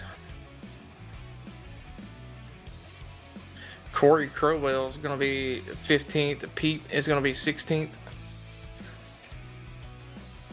Chase starting P17, Dave is going to be starting P18 in that number 38 machine. 19th is going to be Blair. 20th will be Garrett Jenkins. 21st is going to be Brandon. 22nd will be Danny. John is going to be starting 23rd. Joshua Neal 24th. 25th is going to be Christian. 26th will be Dustin. 27th is going to be Kevin. 28th is going to be Sean. The 29th is going to be Robert and Dennis starting on the outside of him in 30th.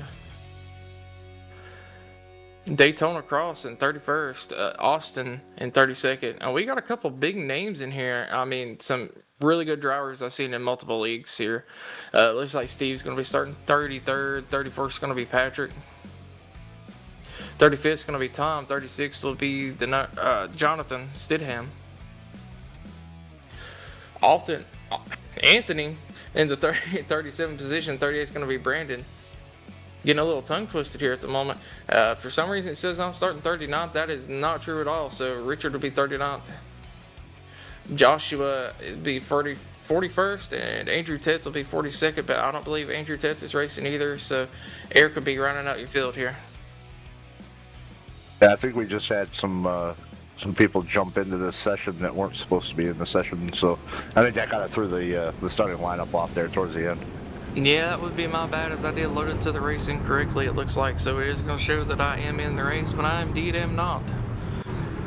It'd be pretty talented if you could broadcast a race from behind the wheel like that. But we are lined up and ready to go green here, and I'm going to let Russell call us to the green for the first start of this second heat here. Yeah, heat 2. We got Evan and Austin bringing this field to the line. Pace truck peeling off. We got that zone just past the halfway point of this trioval. Again, 40 drivers vying for the top 15 positions to qualify their way into the main event later tonight. Field in the zone. The green flag is out, and we are starting heat number 2 here from Talladega. We got one spun out in the back there already, going through the infield. The 78 is going to get a good jump on this start. And clear the field here. Russell, keep it up. I will have to be right back. I just spilled a drink all over my setup. Well, you can't have that. Looks like we're going to go 3 wide for the lead here. Coming out of turn number 2. One way up there on that outside, trying to make something work, but not getting any kind of help. Now we got a couple more trucks jumping up there, trying to get a third lane started here already. That bottom lane looking like it's starting to make a move. Going to be 3 wide coming out of turn 4 already. It was about, I don't know, maybe 5 or 6 laps in that first heat before we saw these guys go 3 wide. They're going 3 wide early here tonight.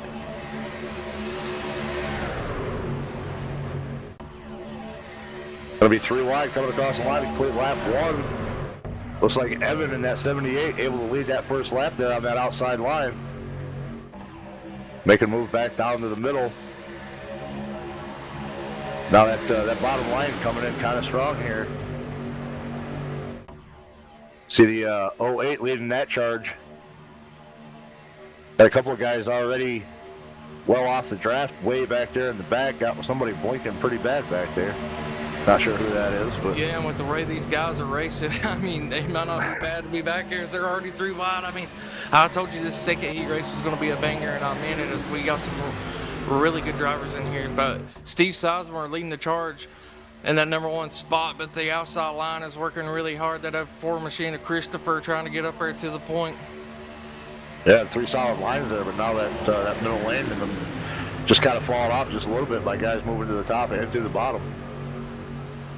Yeah, that 35 machine, I'm not sure what happened with him, but he fell way back there, and it caused a big checkup in the middle line, but they are starting to get the momentum back up here. Yeah, I'm trying to take a look back. It looks like a number...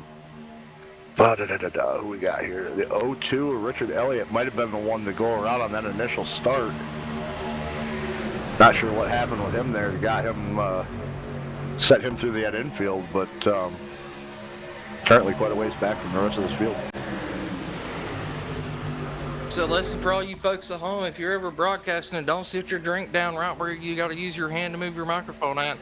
As I did, just make a big mess all over my table.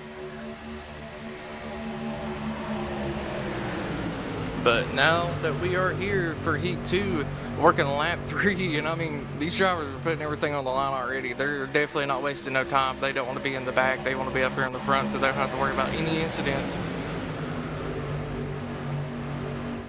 Yeah, showing a little bit more impatience earlier on than what we saw that first race. Like I said, it looked like, I think we were about lap 5 or between laps 5 and 7 before we saw this field go 3 wide. Maybe decided to go 3 wide right out of the gate on lap 1. So definitely a little bit more aggression here early on in this second heat. And Dustin Loxton in that number 8 machine on the outside, followed by the 79 of, or is it 73 of Connor Leash? Well, it's a 73 there. I was going to say, I'll tell you, the bottom 3 there, they were linked right up bumper to bumper for about 3/4 of the way through 3 and 4 right there. And I was waiting for something. Yeah, I was waiting for something bad to happen, because that's one thing, I mean, maybe it's better with this new update, but you definitely don't want to be pushing the pusher, and luckily they were able to get it all kind of sorted out. Sean Hill making a huge block in that 77 machine, coming down right in front of Christopher. Good heads-up job by Christopher to back up just enough to let him down and not cause an issue, but we are still 3 wide here. They're getting squirrely in the middle, looking like we might have an incident any time, but these drivers are keeping it straight and absolutely ripping at the moment. It looks like that top 3 are kind of starting to maybe break away just a little bit. They're able to keep their trucks kind of linked up just a little bit better. See Sean Hill, that 77, currently leading the field here. Those 3 trucks down there on the bottom out front just kind of able to check just a little bit away from the rest of this field. Yeah, and we are riding on board right now with Caleb McKinney in that number 66 machine, watching to see how he's able to get around the track at the moment, as they are, side by side still doing a really good job on that bottom lane. We didn't see a lot of people running the bottom in the first heat. It seems like people are trying to make it work this time, but it seems like the bottom and the very outside of the track just not working too well. About a groove up from the bottom, it seems to be the best place to be. Yeah, I mean, it really kind of all depends on how well these drivers can stay linked up. I mean, you can make any kind of lane here work as long as the these trucks are able to stay right with each other. But once they start having to check up for something or move, start moving around, it kind of breaks that momentum up just a little bit, and that's where you start to see these lanes fall off. And don't be fooled. I know we see 2 8 trucks in the field right now, but one is chasing that 3rd spot right now. That is the AAA, and then we got the 8 machine of Dustin back there in 11th position as well. Yeah, you get a race that's got 80 drivers registered. You're almost pretty much guaranteed to have multiple numbers out there. So that's still 3 wide back here from about the fifth row back. Yeah, it looks like the 7 machine of Danny chose to go to that outside line to see if he can make it work a little better.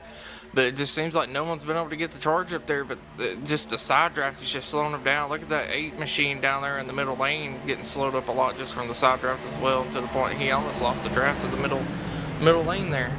So that leader kind of bobbling around down there on that bottom side and goes down below the yellow, but gets it right back up. And now we got a big problem in the back. 2 trucks upside down again. And that is not what you want to see this early. Is there is one still flipping. The 36, I believe that was. Second time we've seen 2 trucks go for a wild ride in one wreck. God, what was that wreck at Daytona a little while back where the dude was completely upside down, flipped I don't know how many times, and then skidded across the track? Can't remember. It was in the Cup car. I'm trying to think of what his name was. Was it Ryan Priest? It might have been Ryan Priest. Looking like Ryan Priest out here right now. Everyone's flipping over with this new draft package. I know Ryan Priest went for a couple of wild rides there at Daytona. That one on the backstretch where I think he set a new record for the amount of flips in a single wreck. I think he went about 16 times, I think they said. Yeah, it was very, very bad there. But sometimes I would say that was pretty much the cause for getting rid of the grass on the backstretch from Daytona, was that big wreck, because once he got into that grass, it just set him for a wild ride. And then after that wreck is when they paved the back straightaway to where it's just all asphalt and there's no grass down there. So, after that, in iRacing, once you get flipping, sometimes you just get to keep flipping. I don't know what it is, but people say it's unrealistic. But if you go back and look at that wreck, I mean, basically the same thing happened. Yeah.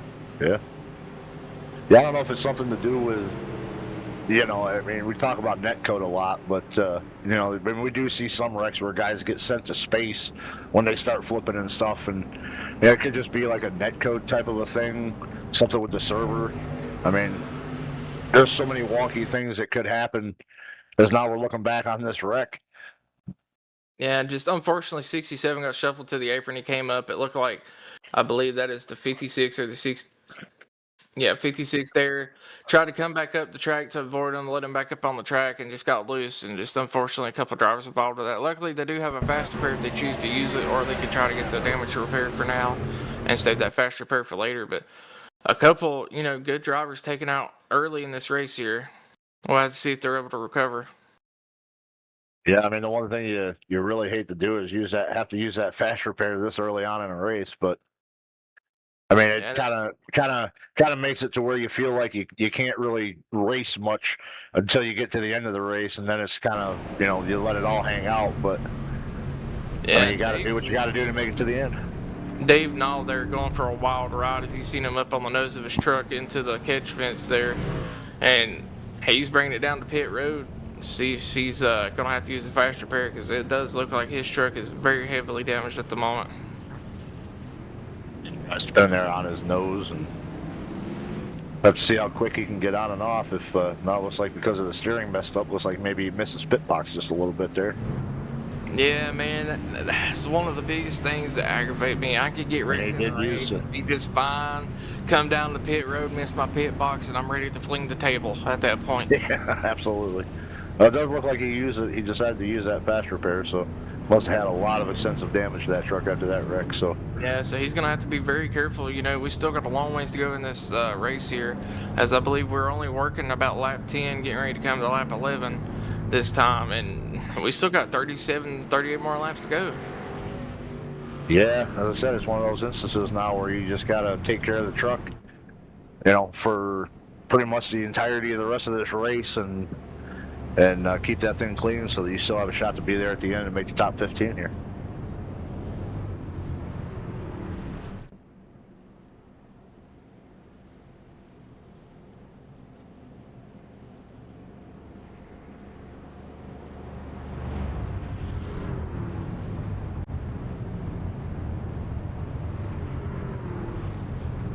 But yeah, back to what you were saying earlier. If I had the chance to be in this heat race while broadcasting, if I would I mean, he hasn't technically said no, I couldn't do it. He said he would prefer me not to do it, but I mean, don't think I wouldn't be in there racing and cutting it up while I'm in here broadcasting at the same time. I could pull Discord up on my second screen and watch the race while I'm driving. I can rate you're out here. Anyone else can. I was saying, you're out here 3 wide, 4 wide, battling bumper to bumper and side to side, and trying to watch the race, out your windshield, plus watch the broadcast. Out here, yeah. If you go to my point of view, I'm about to be sending it 4 wide, and I'm not lifting until I see God or a checkered flag, baby. There you go. Yeah, we should be getting lined up 2 by 2 again this time. Pace lights should be going off on the pace truck. You know, cautions take a little longer here sometimes as we do have to review and see what caused the incidents here. So yeah, it looks like now Races Elite regular Kirby Wainscott in that 10 is going to be the one leading them back to the green flag here.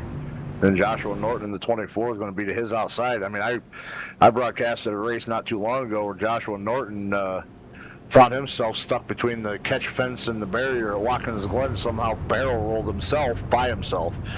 So good to see Josh back out there and feeling up to par to be able to come in here tonight.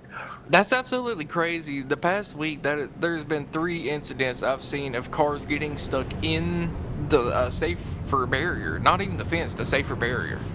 Yeah, Like, I was saying Watkins. Middle of it. Yeah, I was gonna say Watkins Glen doesn't have the safer barrier. It's still got those highway, just the regular crash barriers. And Yeah. when he went into turn 6, got loose, got sideways, hit that sand trap, and just barrel rolled himself up there into the fence, and then got stuck between the fence and that guardrail type of barrier there. And man, I've never seen somebody solo barrel roll at Watkins Glen like that. That was so crazy. Yeah, but before we go back green here, looking at chat, we got a Let's Go Roth, number 57, Let's Go HD Motorsports, and another HD Motorsports Let's Go. I appreciate all y'all for stopping out. We are averaging about 50 to 70 viewers so far, so I'd say we're doing pretty good today. But we are getting ready to take the green flag again. Pace truck should be pulling off at any time, and hopefully this time I don't jump the gun and say they're about to be in the restart box, because this is not Daytona, it is Dega, and it definitely takes a little bit longer.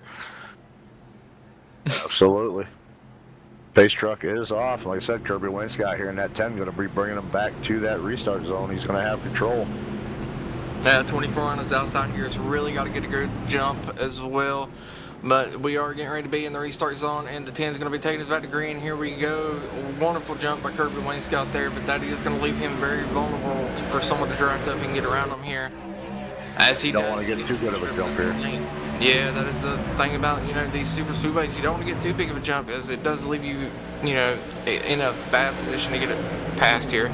But it looks like the 24 is kind of not really pushing too hard to get up there on him, as it looks like he's falling back. Kirby Wainscott going to go up and try to block the middle lane to get attached to the end, but they said no, and jumped directly to the outside lane.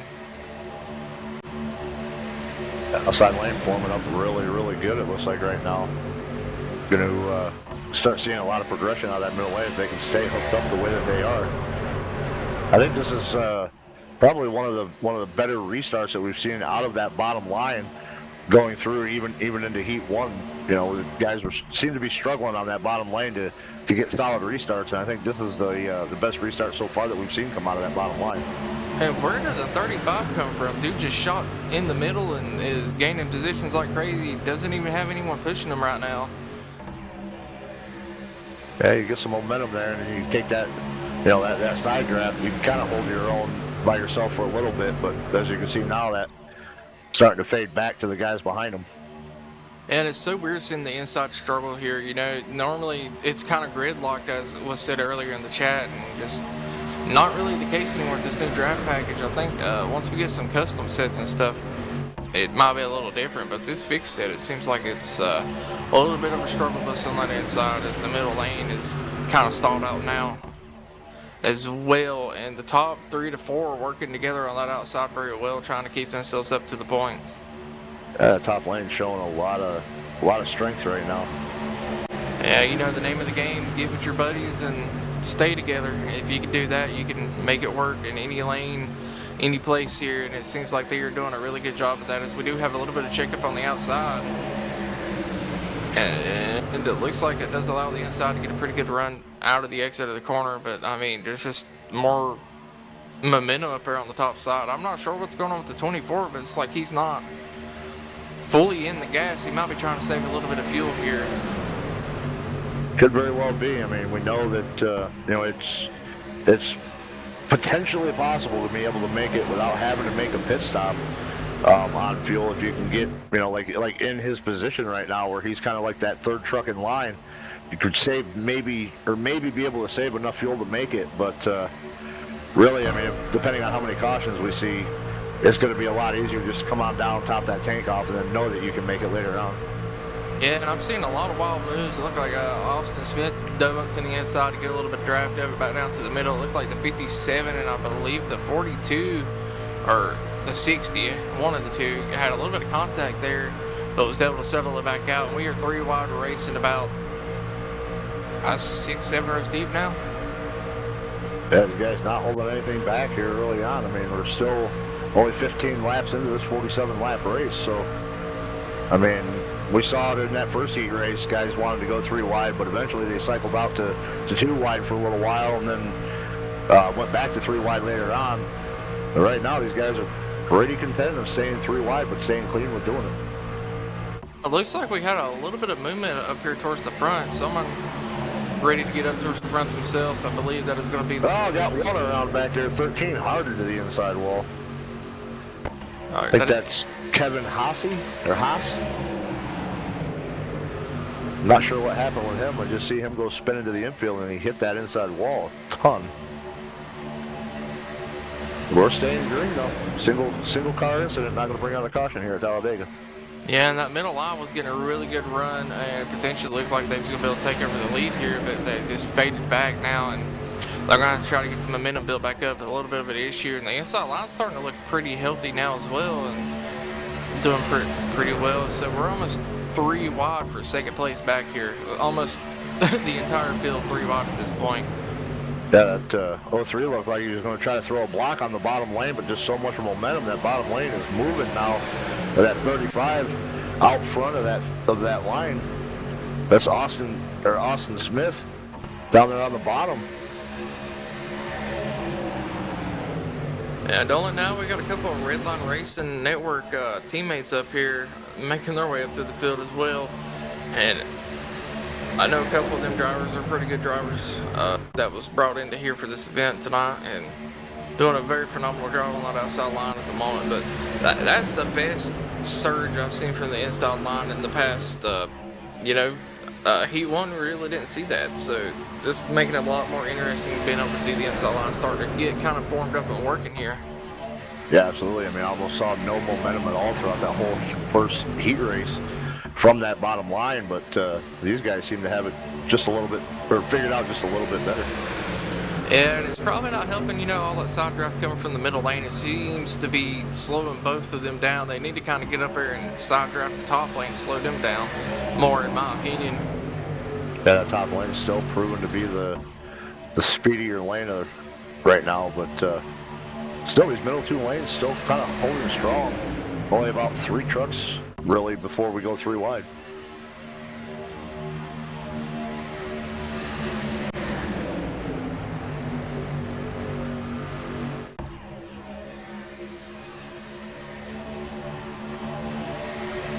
Dan, I know we're not talking a lot, but I'm just admiring the fact that we're basically 3 wide all the way through the field right now, and everyone's holding a pretty decent line, as we do have someone blinking a tad bit there, but no harm, no fouls. He is back on the track now.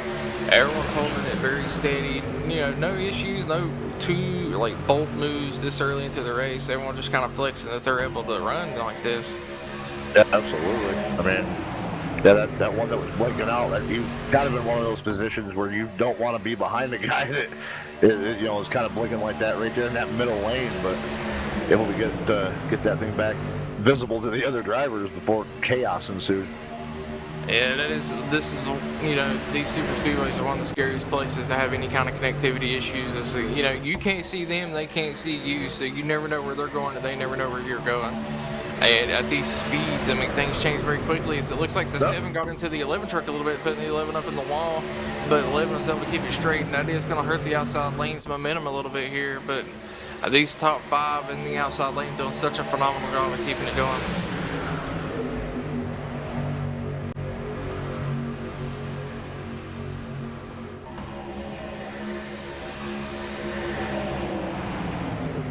That's going to get it's going to get interesting here. He's going to get out of the way. I heard him talking about it over the radio, and yeah, being up high like that, 3 wide, man, that is scary. Definitely where you want to be. Luckily able to get out of the way though without causing any kind of an incident, but yeah, that definitely was about to be very bad there as they were gaining on him and gaining on him quick. We're still just 3 wide cruising right now. I mean, everybody just kind of content with where they're at and taking it easy, but not taking it easy at the same time. It's very insane to see here. Yeah, I mean, these guys doing a great job, at least, with keeping their, holding their wheels steady. I mean, that's one of the biggest things about running 3 wide at tracks like this is just being able to hold a steady wheel. I mean, these guys every one of these guys that are running 3 wide right now, just holding steady wheels, and that's what's allowing them to maintain this 3 wide, side by side kind of racing right now. And what's absolutely insane is all the way back to 37. Oh, that entire top lane from about the first 5 cars back just decided to go from the top all the way to the bottom and cause just a little bit of a checkup, and now we're going to see some green flag pit stops. That's kind of unusual. Yeah, they might have decided to pit early here as we are almost halfway in this race. But as I was saying, before this pit stop, 37 drivers still in this pack. I mean, 38th and 39th have fell back. But, I mean, that's insane this far into a race. Yeah, I mean, like I said, these guys have been holding steady wheels, keeping themselves alive.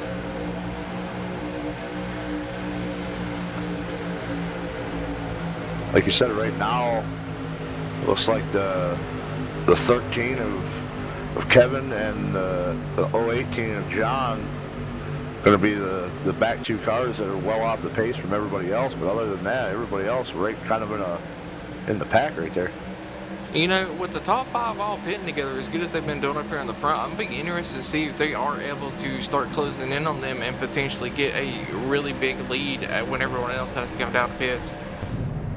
Yeah, I mean, it's going to be interesting because, like what I said earlier, the word around the track was that the fuel load on these trucks was about 40 to 42 laps, in which you could potentially save that amount of laps under either caution or in the draft. So to see these guys actually making green flag pit stops just to ensure that they're going to have that fuel to make it, is a little bit differing strategies from what we saw in that first heat race. Yeah, that is very true, but at the same time, I mean, when everyone else is coming down the pits, if you ain't got no one to drive with, you ain't gonna be able to save, so you're kind of forced to go with them. But it looks like somebody got a black flag for going through too many pit boxes, so that's going to be very unfortunate for them. I'm not quite sure who it was. Yeah, we know here races elite, they allow 3 in, 3 out. They're pretty firm on their rule book, so. Yeah. I believe that would be Steve Sizemore, maybe? Yeah, I believe you're correct in that. Yeah, it looks like the 32, the 57, and the 08 are getting ready to come down pits this time. I'm going to adjust one of my settings here just really quick. Okay. So now Steve Sizemore is going to be absolutely praying for a caution as he has the drive-through now for going through too many pit boxes, and that is absolutely going to be detrimental to his race here. Yeah, absolutely. I mean, like we talked about earlier on, the bottom 4 drivers from this season, obviously 42 losing it on pit entry right there. He might. I think he might have been all right as long as he doesn't get a speeding penalty. He shouldn't get a black flag for. I mean, he might get a. Okay, I would say he might get a black for unsafe pit exit there, or something like that. But I think he's probably going to be pretty good there. Yeah, and after all this, the 24 taking over the lead here, Joshua Norton, followed by Daytona Cross and Terry Fennell, kind of, a decent gap to the rest of the field here, but only 3 trucks, so I got a feeling we're going to be seeing a couple more drivers catch up to them here, but I think they've still yet to pit, as I believe Aaron Roth is leading the pack that is already pit back there in that 57 machine. Yeah, it's gonna be interesting to with these green flag pit stops. It's going to kind of break those groups up. How long is it going to take if they're able to get back to actual pack racing versus, just being in smaller groups that they came down pit road with? Yeah, and this top 5 drivers here, I believe, yet to pit, possibly praying for a caution, so maybe they can keep their positions here. Yeah, it's going to be the best case for them, but same time the caution comes out, I mean, anybody that still on the lead lap, the 11 going down there below that bottom. I kept watching him. That's where I was kind of messing up there a little bit. But anybody that's still on the lead lap, if the caution comes out, I mean, it's not going to hurt these guys quite as bad. But anybody that's trapped the lap down, they'll be able to get that lap back, and these guys will be able to maintain that extra positions. Yeah, that is true, but at the same time, I kind of feel like they could slow up a little bit and grab this 3 and 22 machine behind them and be faster overall, as, they could be potentially looking to run this fuel completely out down to about lap 40 here. So that is still another good 13 laps. They might lose 2 seconds now, but they gain it back over these 13 laps plus some. Yeah, the only problem with the 2 is, you were thinking about it like Josh Norton out front. I mean, he doesn't have any kind of drafting help in front of him, so he's what I like to call like the fuel tank of a small little pack, because he's going to actually be burning more fuel by leading this group of trucks than he would if he was back behind other trucks. So, I mean, if he's out here leading this group, he may not have enough fuel to make it. So, like we said, he may be one that's going to try to run this tank dry and hope for a caution before that tank goes dry. Yeah, but let's hop back here to the 6th place, I believe, of Connor Leach here. And let's go see some of the battling back here for the 6th on back. And it seems like they're single filed out for the most part up here in the second pack. They're really reeling in this first pack, so whenever they pit, it is going to put them way behind the top 5 here, as they've closed the gap now from like over 30 seconds to down to 28. But these drivers doing a phenomenal job. They've been working well, 6th on back for the most part. I believe they are teammates. They're just doing a phenomenal job here. Yeah, for sure. I mean, that's the one thing about these green flag pit stops. Like I said, we're kind of looking at like these little single file packs as this field gets broken up by doing these green flag pit stops. So, kind of be jumping around is going to kind of be one of those situations of if one of these little packs can kind of group themselves up better than a certain, another little pack to be able to run them down. And then that's where we can potentially get our big group back, where we can get back to 2, 3, maybe even 4 wide racing. Yeah, that is true, but I mean, just look at the difference in the heats here. Man, you got 2 sides of a coin. The first one we had a few wrecks, constant side-by-side battling. This one, we started out 3. We even seen a little bit of 4 wide for a little bit. Not a single caution so far.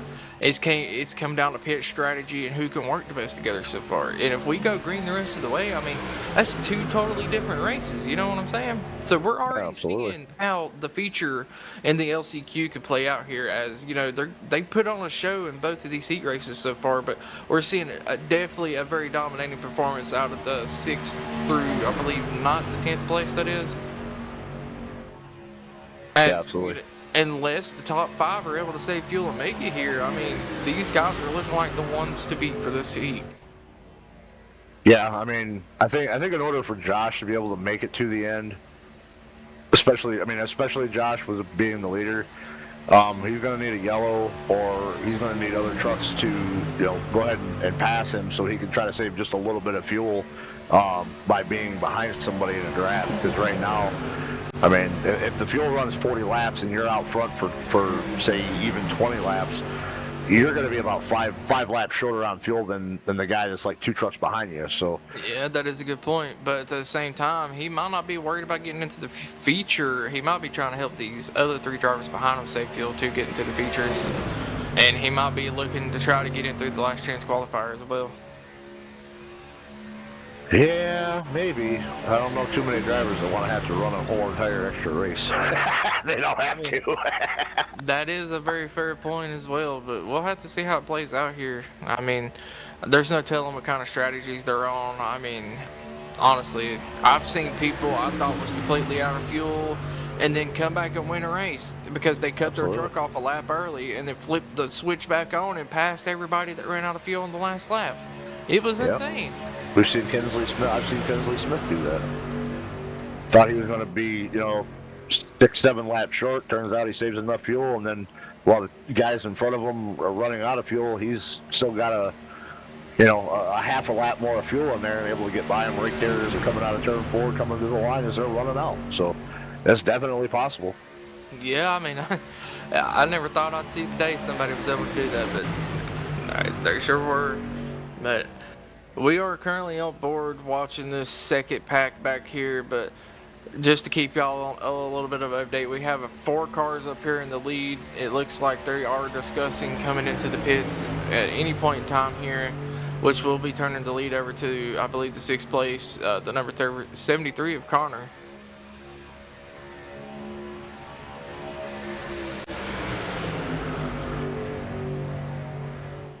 Yeah, leader calling out right now. He's going to pit this time by here, so we'll see this little group come in and hand the lead back, or hand the lead over to Connor Leach. It looks like. Yeah, I believe they are coming in next time by, as they did pass the pit lane right now. I might be a little bit behind on my end. Yeah, but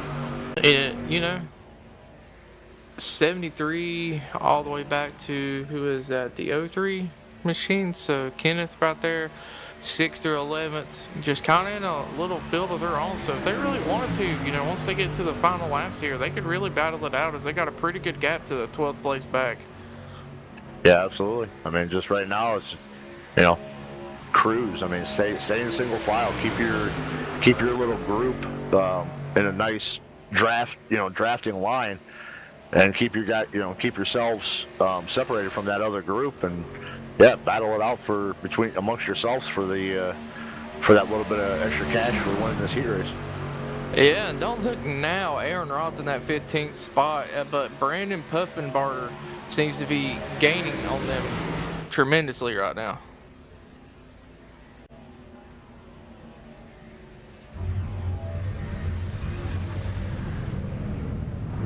Slowly reeling that gap in, it seems, but we'll have to see as they get around the...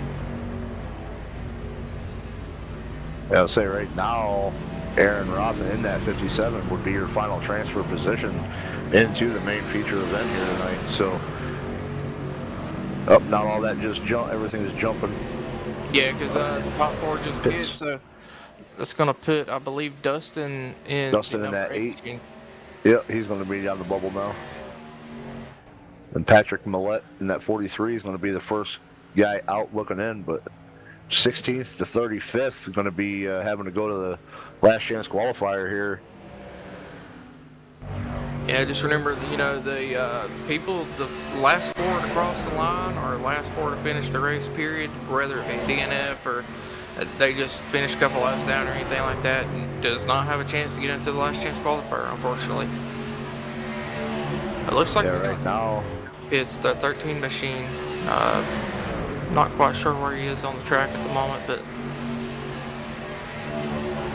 I'll say right now it's looking like Blair Holloman, Richard Elliott, John, and Pete right now the bottom 4 that would have to load up if the race ended this lap. 3 out of those 4 drivers are a lap down, so they are hoping for a caution. Yeah, it looks like the 47 machine might be going a lap down here, as we do see the leaders trying to go around him. Yeah, it's actually going to put him 2 laps down out here, I believe.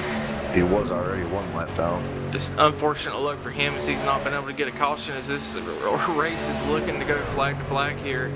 And I mean, what a way to show the different types of racing between Heat 1 and Heat 2 here. Yeah, absolutely. Just a little, I mean, it was kind of funny because it looked like it was impatience at the beginning, but it was a clean impatience. And now we've kind of gotten to the stage where it's more about patience and just kind of riding it out for at least these guys in this front group.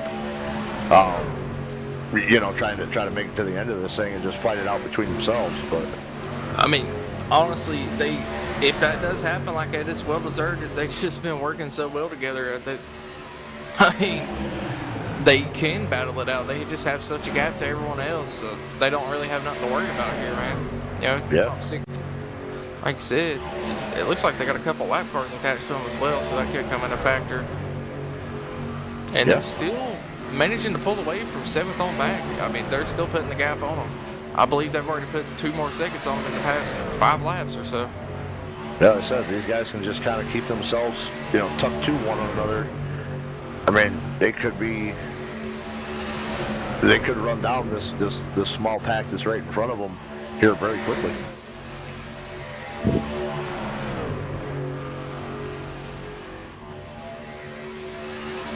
And let's take some time. Let's hop back to that 8 machine, look at the battling going on for this 15th spot, see how well they're working together, trying to get caught up to this other pack here. They're just standing in a nice smooth line here. Not really seeing a lot of like bobbing and weaving. Trucks kind of, you know, moving side to side. They're just, again, holding a really good steady wheel, able to keep that little group lined up really good and firm, and that's what's allowing them to start running this other group down. Yeah, and I'm kind of curious if they go up to the middle line, if they'd be a little faster as dominant as the middle line's been here. But it does look like we've got a couple of people trying to make a pass here. It doesn't really seem like the best idea to be trying to do that, is just going to slow down the group. But Yeah, I mean, absolutely. to each their own, you know? Absolutely, you just want to keep that truck right where it's at for right now until you get caught up to that other group. I mean, what do we got? Four trucks in that group in front of these guys. So once they do catch that draft and they're able to really reel these guys in, they may be able to go right up to that middle groove and go right out and around these 4 trucks.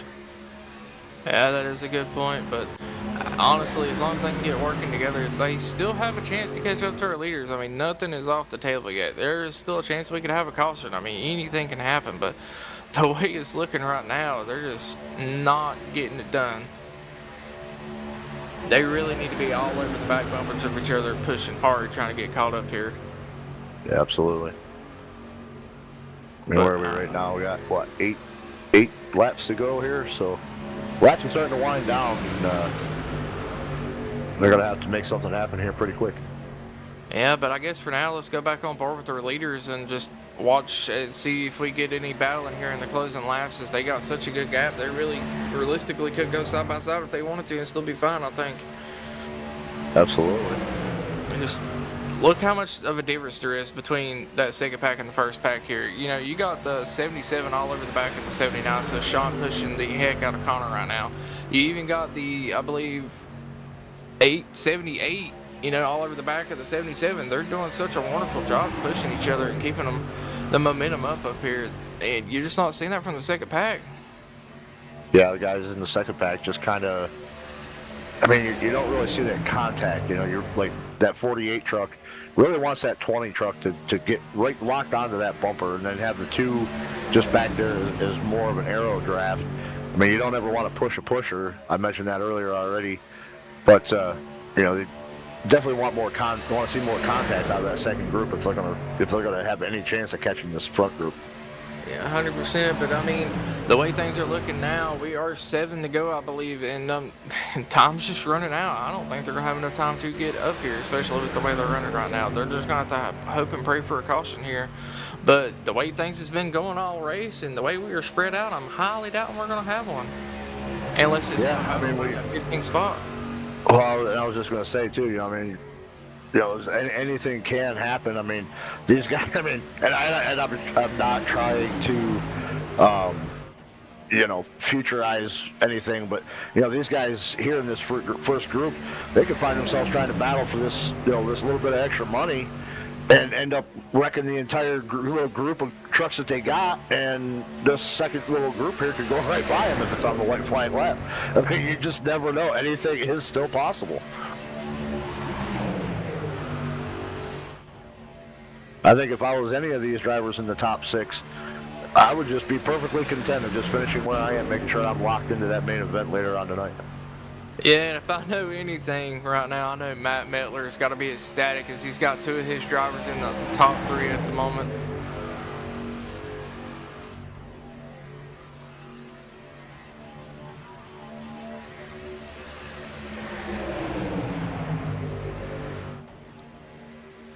Just taking a little time here to process a little bit of information. Man, I mean, this race, it seems like it's just flown by the lack of cautions, and it's really taking no time to get these 47 laps done, and that makes me very hopeful for the feature here. You know, we still got to run another 47 lap race here, and then we got the feature of 188 laps, and I mean, that's a long race when it comes down to it, especially in these trucks. Still got, a whole nother race to run before we get to this feature, but this race here has gone by so quick that we may have to try to figure out how to fill a little bit of a longer break between this heat and that last chance qualifier, because this thing has just flown right by. I mean, right now these guys are coming around, they're currently 4 to go here, so. And I believe we might have had someone go around somewhere on the field. Not quite sure what happened there, but unfortunately did not bring out a caution. And we are riding on board right now with Kenneth in the 6th place spot. As you just kind of see him cruising about 180 mile an hour and getting up to like 182, maybe a little higher. Not really pushing too hard, kind of just waiting and biding his time here. Probably possibly looking for a chance to get up here and make a little bit of extra money. Like we said, that first heat race, we got $50 to the winner of the heat race here, or each of the heat races. So there's just a little bit of money on the line for whoever can come across that line first. But top 15 transferring it in to make that make that main event where the big money is on the line. I believe it's $500 to win that main 188 lap event tonight. Yeah, and I did see in the chat we had a Let's Go 82, and 82 is currently running 13th, looking like he has a really good shot to make it into the feature here.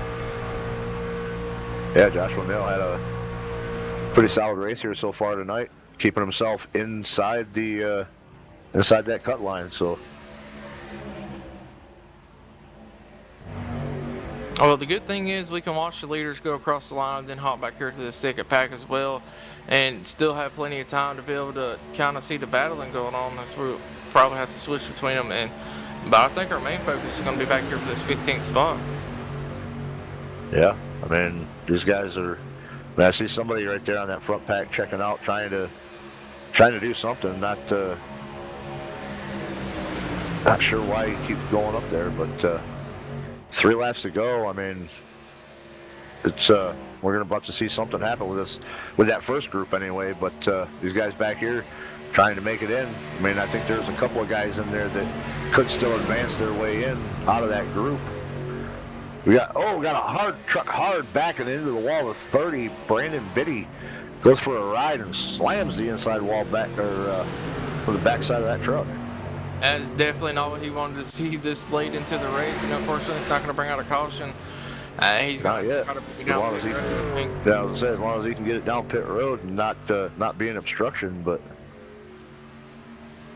Yeah, that's going to put him in a bad position here. As we still got quite a bit of people on the lead lap and drafting together. Yeah, he's probably going to end up having to go to the last chance qualifier here. Right now, 2, 3. He could potentially be at stake of not even being able to make that. I mean, If he can stay out on the track, as I believe we're getting ready to take the white flag here very shortly, he might and still he have the can finish chance. the race, there are multiple people one lap down, and I think he Right. will still be in the last chance qualifier. Yeah, I mean, right now, I think that's going to be his best bet. If he still has any little bit of control of that truck, just keep that thing out there and at least give yourself another shot. Because if he were to come down pit road, he could potentially knock himself out of this race. We are now white flag, 1 lap to go here for the second heat race. And the battle is on for this transfer position. And the battle's on up here for the lead as well. As you see the 04 trying to get to the inside of 78. They make a little bit of contact. 79 using that high line, being pushed by the 77 and 78. They are working so well together that unfortunately is not able to get to the inside of them. And they are coming down the front stretch for the final time. And it looks like the 79's race to lose as they almost got around. Here comes the 77 getting breakout. to the inside. They're side by side coming down to the Oh, they're going to... I think 79 still wins it sideways. Yeah, I think it looks like, yeah, Connor. Oh, we need to go back here and check on this second battle here. And it looks like side by side for that transfer spot.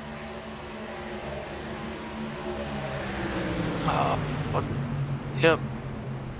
It looks like Garrett Jenkins is going to take over the 15th. Dustin in that number 8 machine dropping back to 17th, and Patrick in 16th. And just unfortunately, them two are going to go into the last chance qualifier. But what a story here on the 79 machine going across the line sideways as they were battling really hard coming across the line and still bringing it home for a win. So Connor Lee is going to be your Heat 2 winner.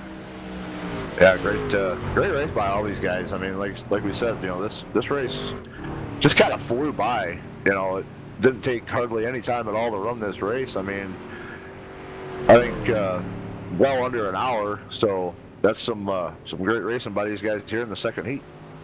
Yeah, and if we can get the top 3 up in the waiting room so I can pull you up for some interviews real quick, would be very appreciated here. I think I'm going to go ahead and let you do those interviews. I'm going to go take a little bit of a break because once you hit 40, your bladder doesn't last quite as long as it used to. Yeah, I already took my earlier break to take care of that myself. So Yeah, so I'm gonna go take care of that now, and I'll be back with you guys for the start of this last chance qualifier. 10-4, sir. But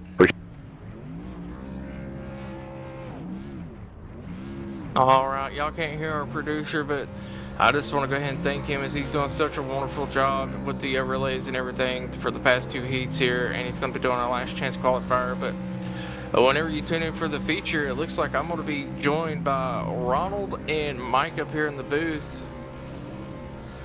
But we still have a last chance qualifier to do here. And that 79 is absolutely burning it down at the moment while we are currently waiting for them to get up here in the waiting area to be dragged up for interviews.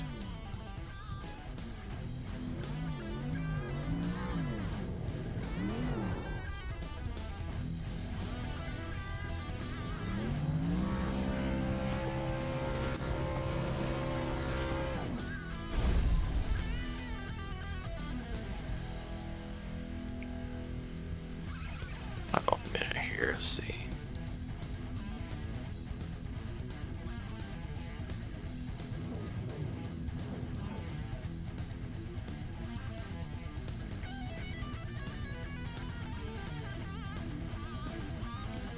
Give me one moment here.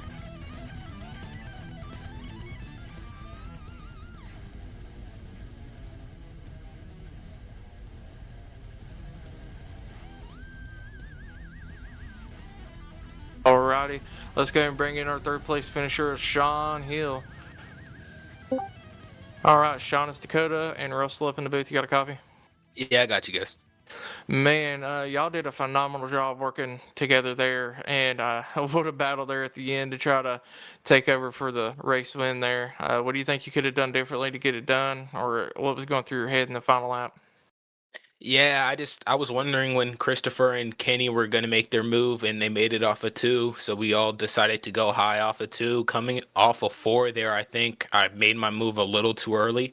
I could have gone later to see what Connor would have done in the tri-oval. Maybe I could have took his right rear, but who knows. So I definitely learned something from the finish there, though, for the feature. Hey, that's always good. The big money's towards the future there, man, and you did make your way in there. And quick question. It seemed like y'all had a little bit different pit strategy than others, and maybe a few people got a little upset because the pits wasn't called. But I don't think you're required to call pits. But anyways, what was y'all's pit call there? Did you take no tires and just fuel only, I assume? Yeah, correct. So we made the call. We knew that we kept seeing that we were getting clear every time on the backstretch of everyone. So like next time we were like, why not just pit? Why not short pit? We're fast enough to clear them every single time. Why not short pit? Try to take the lead and protect ourselves from from a yellow from getting damaged. So we did that and we cycled up to the front and ran away with it. It absolutely worked out for you as you had at least a 14, almost 15-second gap over the rest of the field there, the top six of y'all. And I'm not sure what happened to the other drivers when they went down pits or whatever, but they did lose a lot of time to y'all there. But again, congratulations on your P3 finish, and I hope to see you back up here for the features. Anyone you want to shout out real quick? Yeah, big shout out to all the guys over at the Jack Shack, Evan, Trevor, Chase, all the guys. Big shout out to them for helping me tonight. Alrighty, but I'm gonna move you back down to your perspective channel here, and I hope to see you back up here for the feature, man. Yes, sir. Thank you. All right, let's bring in our P2 finisher of Evan here. Hey, Evan, it's Dakota up in the booth to get a copy. Hey, Dakota, what's up? Nothing much.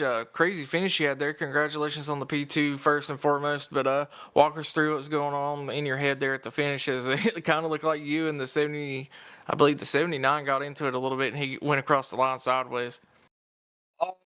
No, it was the 79 and the 77. They got together, and I thought I got it over to the line, but Connor was a little bit ahead, a little bit ahead, maybe like a whole water bottle ahead.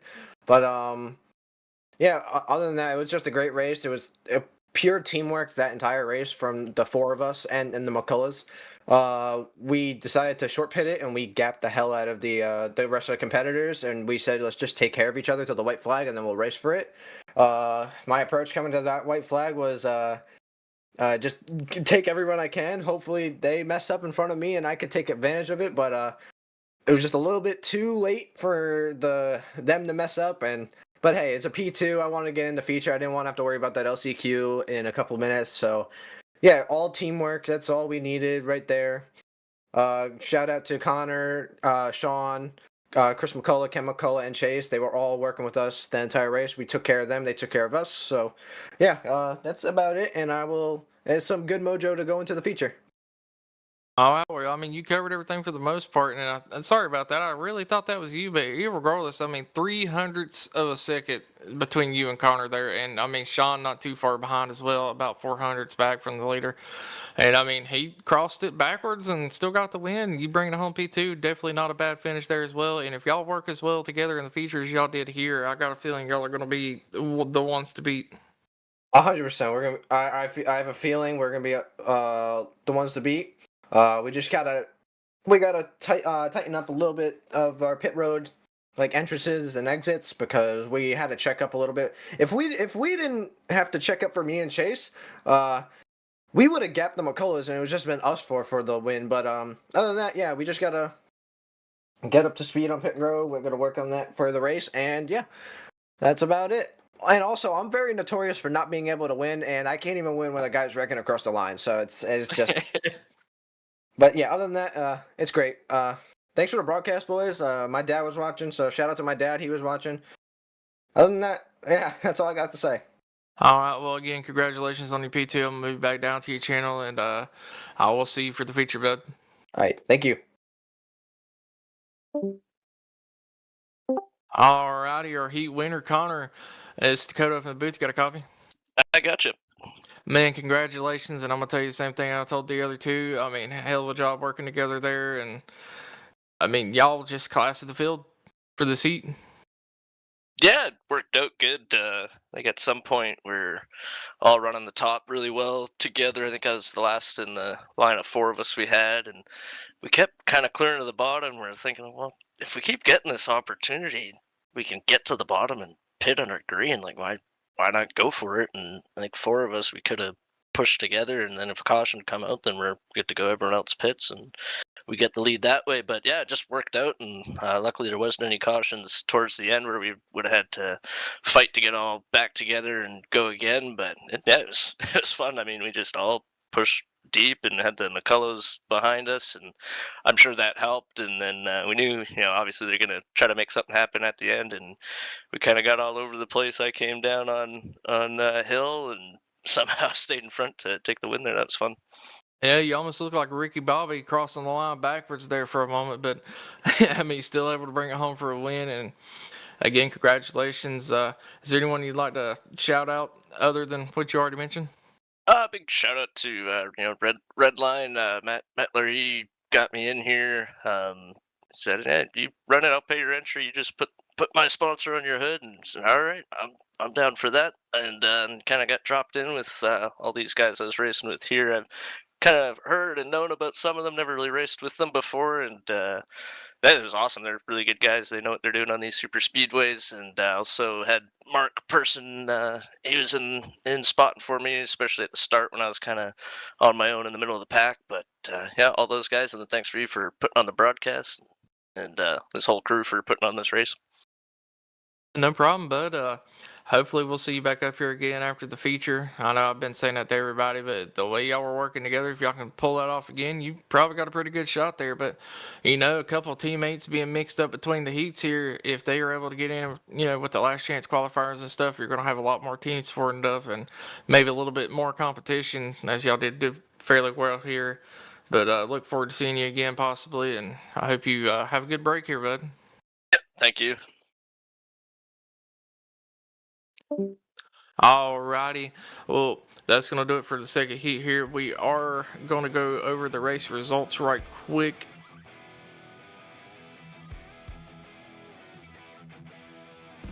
Alright, again, Connor going to bring it home first. We're going to have Evan second, Sean third, Christopher fourth, Kenneth fifth, sixth is going to be Chase, seventh is going to be Austin, eighth will be Caleb, ninth will be Alex, 10th is going to be Aaron. 11th is going to be Brandon, 12th will be Corey, 13th Joshua, 14th Danny, and 15th will be Garrett. The top 15 will be moving on to the feature and not have to do the last chance qualifier. 16th is going to be Patrick, 17th Dustin, 18th Riley, 19th is going to be Steve, 20th is going to be Kirby, 21st is going to be Jonathan, 22nd will be Anthony, 23rd will be Dave, 24th will be Austin, 25th is going to be Dennis here, Terry Fennell 26th, Joshua 27th, the 28th will be Brandon, who was after his little incident there, able to still get into the last chance qualifier, so he still does have a chance to make the feature, and hell of a job by him to be able to get around the track with a damaged truck like that. 29th is going to be Steve, 30th is going to be Christian, 31st is going to be Sean, we're going to have Blair in 32nd, Tom in 33rd, Daytona at 34th, Richard 35th, 36th is going to be John, 37th will be Robert, 38th is going to be Pete, and 39th is going to be Kevin. And I was not in the race, so that'll be, it looks like Kevin, Pete, Robert, and John is going to be your four that is not able to get into the last chance qualifier here. And on that note, we are going to go to a break here. It might be a little bit of an extended break, but we will be back with the last chance qualifiers.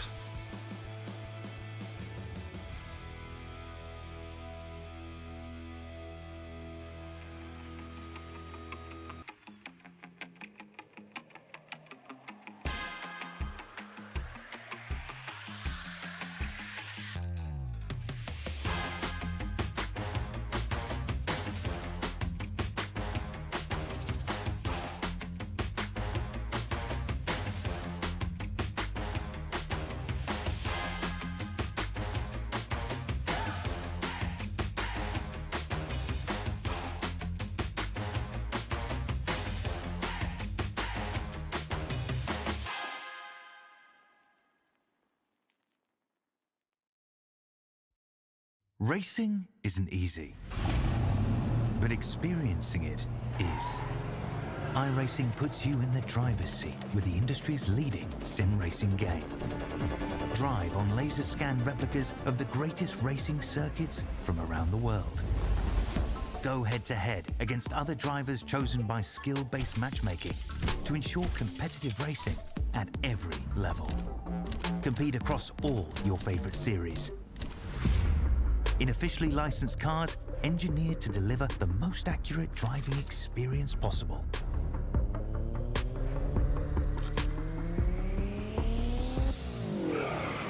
Join a race or host your own with players from across the globe. Race against the computer or in a league with friends. Feel the thrill behind the wheel. Visit iRacing.com.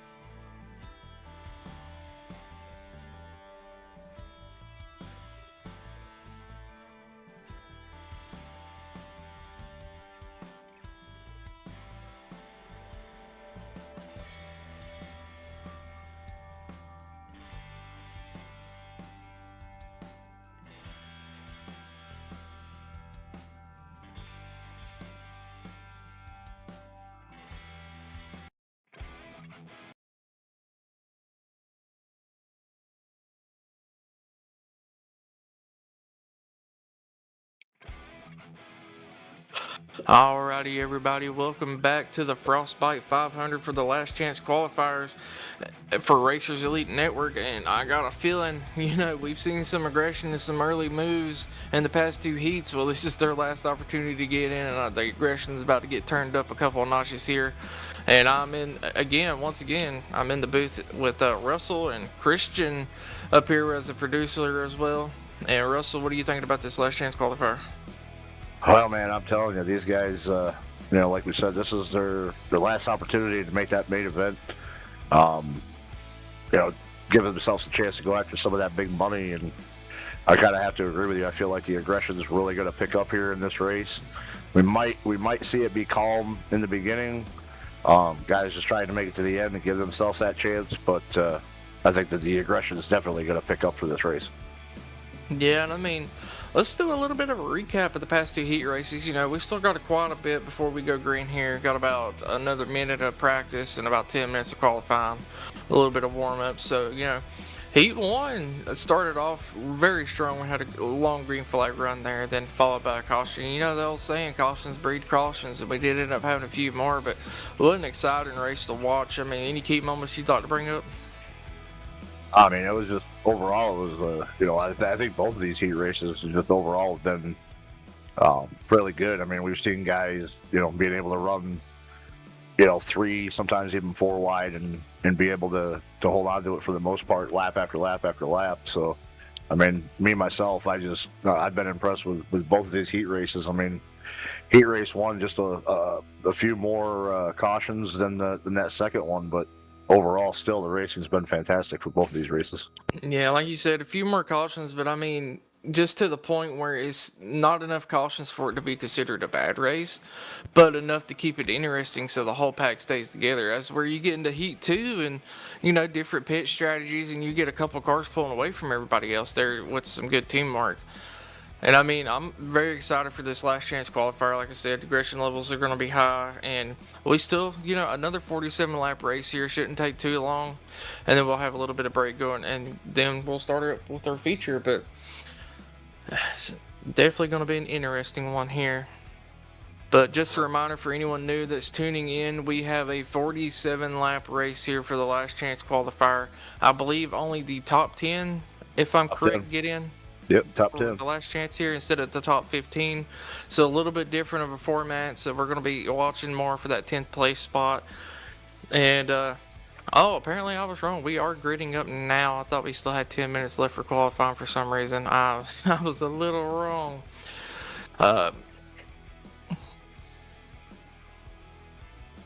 I mean, the 40 guys that didn't make it through the heat races are...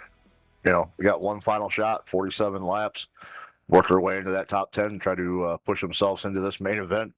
And then, once that main event hits, that's where strategy is really going to take effect, because, I mean, that's a long race, 188 laps, a full Cup Series length race here in these trucks. So, but I believe we're getting ready to go over our grid here. So starting on the pole is going to be that 08 machine of Steve Sizemore on his outside. In second place, Mark Vondale. Third place is going to be Blake Viken, followed by Kevin Allen in fourth. It's number 5 spot is going to be Matthew T. Lee with Tom Williams on his outside. Aaron Rowland in P7, Kinsley Smith in P8. Adam Squires in that number 40 machine, P9. Around out your top 10 is going to be Ryan Warp in that 25 machine. P11 is going to be Dustin Loxton, Terry Fennell in P12. Riley Frost, P13, Jonathan Stidham in P14. We're going to have Dennis Kane in that 15th spot with Barry Ness on his outside in that 16th spot. Andrew Teth, the owner of Racer Elite, put it on this event, and it's starting in P17. 18th is going to be the 88 machine of Troy Thomas. We're going to have Timothy Osborne on 19th, Joshua Norton in 20th, and I'm going to let you take it over from here, Russell. And 21st is going to be Seam Fry in the 99. Christian Ritchie going to roll off in 22nd. Rolling off in 23rd, going to be the 54, Rick Webb with Truth Hoke in the 55, rolling off 24th. Kirby Wainscott in the 10 and James Grammer in the 41 going to roll off 25th and 26th.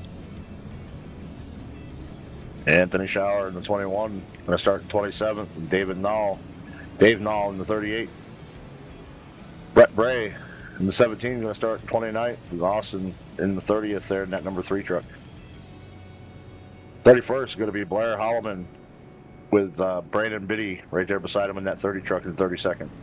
Aaron Marquis in the 26 is going to roll off in 33rd, and Justin Miller in the 23 going to roll off in 34th. Richard Elliott in the 02 going to roll off 35th. Jonathan Smith in the 97, 36th.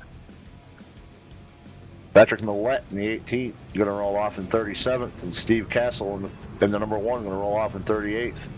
And then rounding out this field, the 40 trucks will be the 711 of Trevor Fettig in Daytona Cross in the number 11. I guess Robert Mitchell also in the 22, possibly. I think somebody might be in here that's not actually in the race, but that's that field. The 40 trucks here are going to try to make their attempt at making this final race and pushing themselves inside the top 10 here. Yeah. In this last chance qualifier. Your weather conditions, still 126 degree track temp, 76 Fahrenheit, a little bit of wind coming from the west now. The wind direction has changed and the humidities went up to 70. But, overall, this is going to be a great race. We have 40 drivers with only 10 spots. Last chance qualifier, last chance to get into the feature to win big. And these drivers are going to be putting everything on the line as the pace truck should be getting ready to pull off at any time here. And it looks like Steve Sizemore is going to be, bringing us to the green here with Mark Vondell on his outside. We're going to have to see if these two drivers are able to get a pretty good restart here. Pace truck is pulling off this time, and we are going to be making that long trip to the restart zone.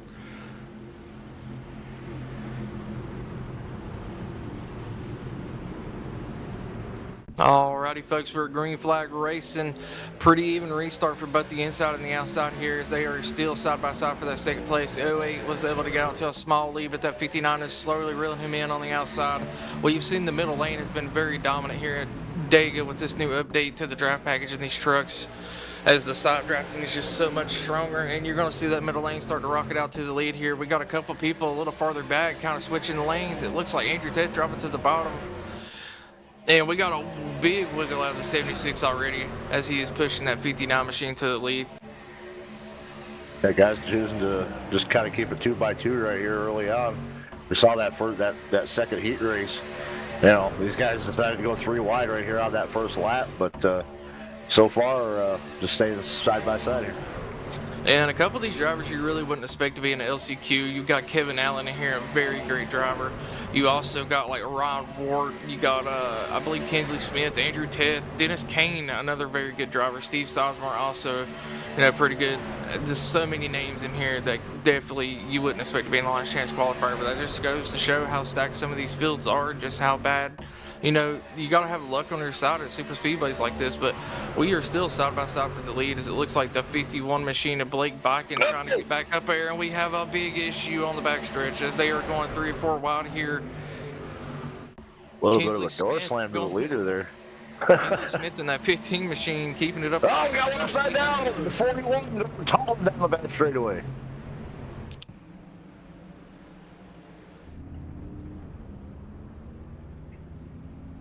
Yeah, we already got a few angry people in here over the radio. Y'all might not be able to hear, but it is definitely happening. It looks like the 81 machine there took a very hard look as we are getting ready to try to rewind it so we can take a look and see what happened here. Yeah, that 41 ended up upside down again. I think that's the second time here tonight that 41's found himself upside down, so having a little bit of trouble out here at Talladega. Just unfortunate luck here, as I do believe he's still rolling.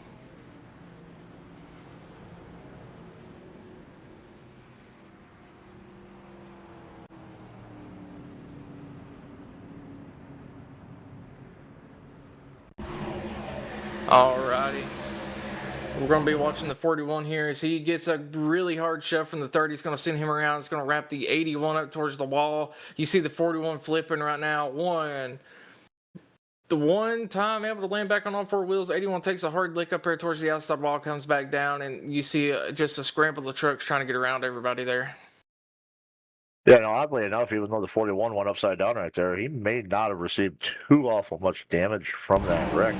Didn't look like he hit anything really too hard. It was just kind of like one of those slow little rumble or tumble turns. Hit from the 11 there. Big hit from the 11. Off, but holy cow. We're going to go a little bit on the nose here and see just bam right into the 81. Thought he was clear up on the outside. 81 comes back up the track. Unfortunately, you go in this types of speed, you don't really have a lot of control where the truck's going when you're sliding. And just a few more drivers back here on the apron involved as well.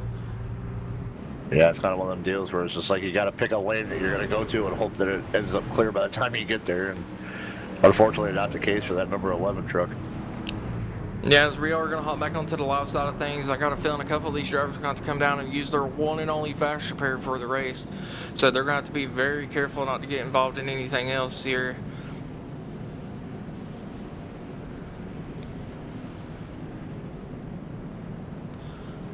Just keep in mind we do have a point incident limit for this race, so a couple of these drivers also going to be looking to be a lot more safe so they don't get any more incident points, as well as a couple, you get a little bit of time between hits. The 4Xs will stack up here, as it does look like the 11 might have missed his pit box.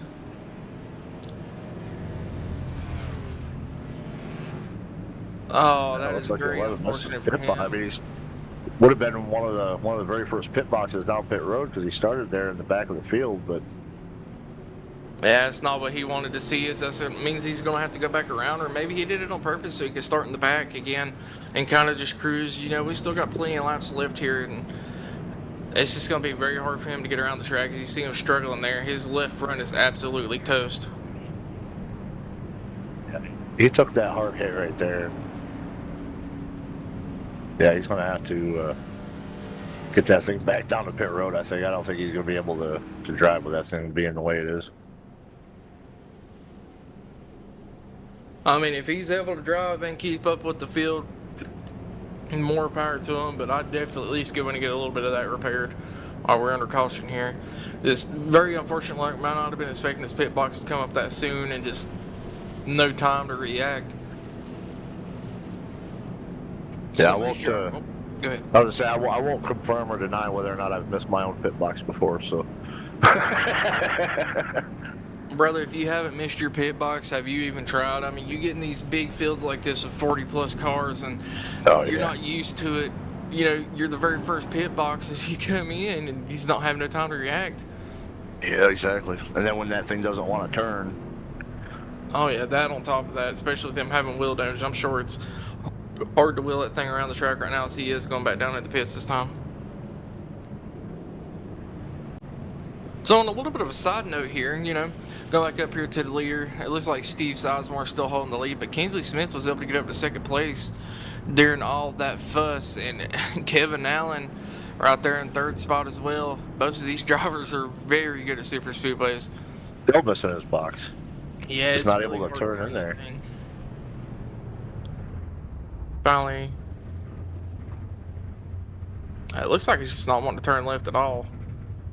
Yeah, so I think there he goes. He's in this box now. He's got that thing repaired. And yeah, I mean, that much damage. It's really hard to control that truck. And if you're too far left or too far right, you got to reposition it. It could take you a second. Yeah, and he's going to have to hope he's got enough time to get back out here and get caught up to the pack. As you know, just him having a reverse like that and such is going to cost him a lot of time. But this is a very big racetrack, 2.66 miles, per lap. And he should have plenty of time to get back out here. So I believe they're only just now coming out of turn 2.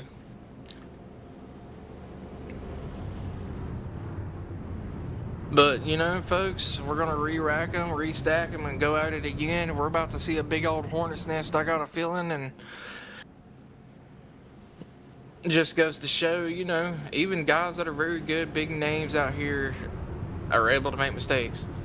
Things do happen. It's just part of super speedway racing. You never know what's going to happen. It can go flag to flag like the last heat, or you can have a caution fest, or you can just be right in that perfect medium where you get a couple big wrecks and some good green flag runs as well. Yeah, absolutely. I mean, like we talked about, plenty of plenty of big names in here. You know, even the races elite regulars. You know, and like we said, you know, Kesley Smith, Andrew Trett, Troy Thomas, Patrick Millette. I mean, a lot of really fast guys here having to run this last chance qualifier to try to get in, just because it's the the unpredictability of the super speedway racing. Yeah, and we were finally coming out of turn 4, so the pace truck should be pulling off at any time. Steve Salzman, we're going to be leading us back to the green. Kinsley Smith on his outside, hoping to get a really good restart here, and I'm sure they're going to be using the middle lane really actively here. As we've seen, it has been very dominant. Yeah, just for some reason that that middle lane's been the fast one here tonight. Saw a little bit of a better better showing out of that bottom lane in that second heat race, but once the field got separated, then it was just kind of, wherever the packs were, they could stay hooked up the most. Yeah, that is true. But the 76 giving the 08 a pretty good bump coming into the restart zone. It's going to allow both of them to get up here and get clear of the 15. 15 had a little bit of a hole he could have dropped down into, but opts not to. And like I said earlier, that middle lane, outside lane's just been so dominant tonight. So he's looking to get a little bit of help, see if they're able to get back up there. As you see, I believe Kevin Allen getting to the outside of the 08 of Steve Salzman at the moment, waiting for Kinsley Smith to give him a big push. Here it comes. And he is going to be able to rock it past the inside line here. Him and Kinsley Smith finally hooked up, and I got a feeling on the exit here they're just going to absolutely blow the doors off the inside line, but I could be wrong. I'll say Kinsley just keeping that bumper push right to that rear bumper of Kevin Allen. Not something we usually see in super speedway racing. Usually not something you want to see as a driver. Is that pushing, locked bumper pushing through the corner, but Kinsley not letting off through 3 and 4 at all. But now Kinsley showing strong there on the outside, going to take over the lead here. Yeah, that was an interesting move from Kevin Allen to drop down to the bottom there, as it's just not been running the best tonight, but they are starting to make a little bit of a resurgence here and pushing back up towards to catch up that outside line. But Aaron pushing Kinsley at the moment and doing very well doing so. You see the 8 truck locking to the back of Aaron here. I believe that is Dustin, and the 2 up on the outside in the front have decided to drop to the inside. So maybe a couple of people doing a little bit of strategy to just kind of relax. Maybe some. Oh, we got one going around the 33. Round in the middle of the pack, collected a couple of other drivers. As I was getting ready to say, they might be trying to save a little bit of fuel, but I don't guess they're going to have to worry about it now, as they do get about 40 laps to a tank, and after this caution, they should be good to make it all the way to the end. Yeah, I would think so. Only 7 laps in, so. And give us one moment here, and we'll try to go take a look and see what happened here.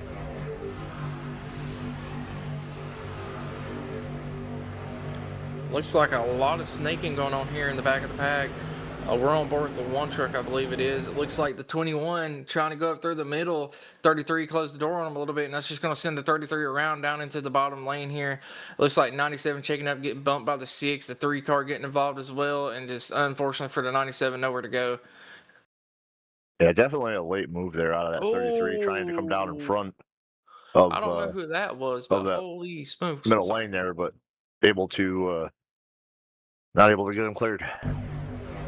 Yeah, I don't know who that was to come through there late, but they definitely did not slow down and almost caused another incident there.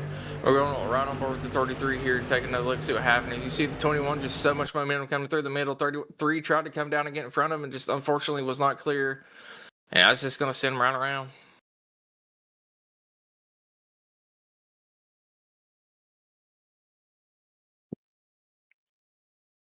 Well, Russell, if you're these drivers, what's going through your head at the moment? I need to survive. I mean, we're 8 laps in here, second caution already. I mean, it's just survive to the end. I mean, we know that the aggression is up, and we've just got to be able to survive the mayhem that is ensuing and is sure to continue to ensue as this race progresses. Yeah, just, only the top 10 penalty get in. The aggression levels are very high. A couple of these people are probably, thinking they should have got into the feature off of the heats, and just some unfortunate luck trying to work their way back to the front so they don't have to worry about any issues, and just getting a little overly aggressive and causing a lot of issues early here. I mean, not going to have a chance to get to the front if we keep having cautions, and, you're not able to make up positions, so.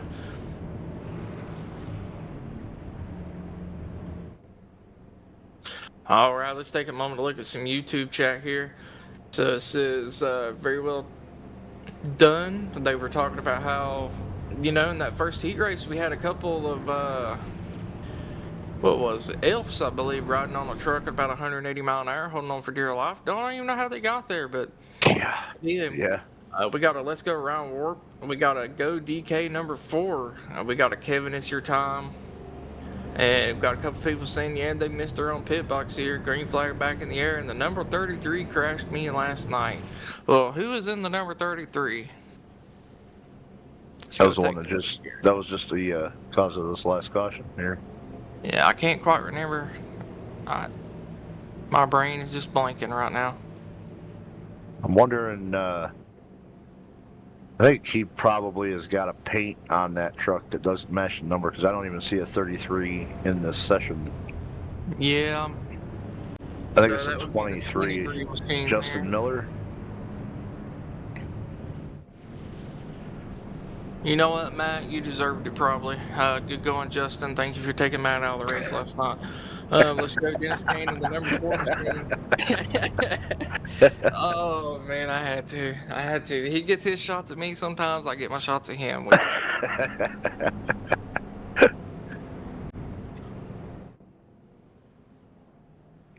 Man, I mean, I'm really just looking at some of the names in here, and this is a really stacked LCQ. Just Absolutely. some of the names we haven't even mentioned. I mean, Brett's pretty good. Nelson's good. He's running the bag. True Tug's really good at super speedways. I mean, again, Dennis Kane. You got Daytona Cross in here. I believe I've seen that dude race in MRL. I could be wrong. Blair Holloman, the 32. Blair always a staple in the Races Elite Truck Series. So see him in this race, let alone back in 30th right now, is kind of surprising to me. Yeah, people in the chat saying the 41, the 00, pretty good heavy hitters as well. So that'll be Aaron Rowland, and let's see, 41 will be James Grammer as well. I mean, just really very surprised we're having this many cautions this early, but just such a talented group of guys. They're overly aggressive trying to get through the field because they know what they can do. And it just makes it hard sometimes. But I believe we are getting re-racked and stacked here, and we should be getting ready to go back green at any time. I believe the pace lights are off on the pace truck this time, so.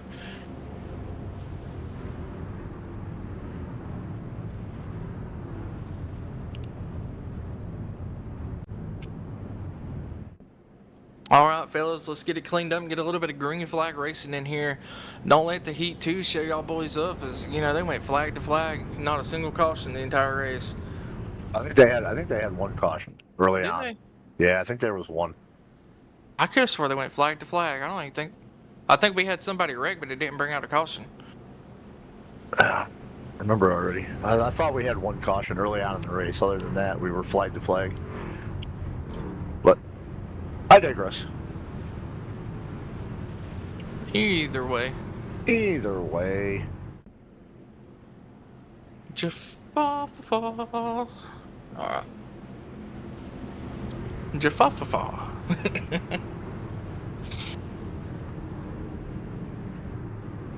That's coming out of turn 4 here. Looks like Kensley Smith and Aaron Rowland going to lead this field back to green. Pace truck's peeling off, heading down pit road. About to try this thing again. Coming into complete lap 10 of 47. Kensley Smith back into the Geico restart zone, and we're back under green. Kensley getting a pretty good jump there on the bottom lane. Don't need to. Now he's going to move up to the top. I was going to say, don't want to get too big of a gap there and end up getting yourself freight trained, but went up there, kind of hold them off just a little bit. Yeah, it's very interesting to see who is willing to work together right now. As a couple of these guys, teammates, a couple of them just kind of chilling and hanging out by themselves at the moment with the lack of teammates, but, just trusted drivers, like, that you could work with kind of ordeal. Yeah, absolutely. I mean, it's like Darrell Waltrip always said, it's a super speedway. It's all about the co-opetition. Your friends are where you can find them, and that's kind of the case here in this type of a race where, some teammates may have gotten split up. You don't really have a teammate out there, so you find that friendly competition that's willing to work with you. Get the That's little gonna bring airborne, out but the third stayed on the caution. ground. Oh, 44 still getting hit. Just absolute carnage. I've seen the 44 get killed by the pace truck there. Yeah, our producer just needs to change the pins after that one. So he thought somebody just came in like Jesus and took out the 44 again.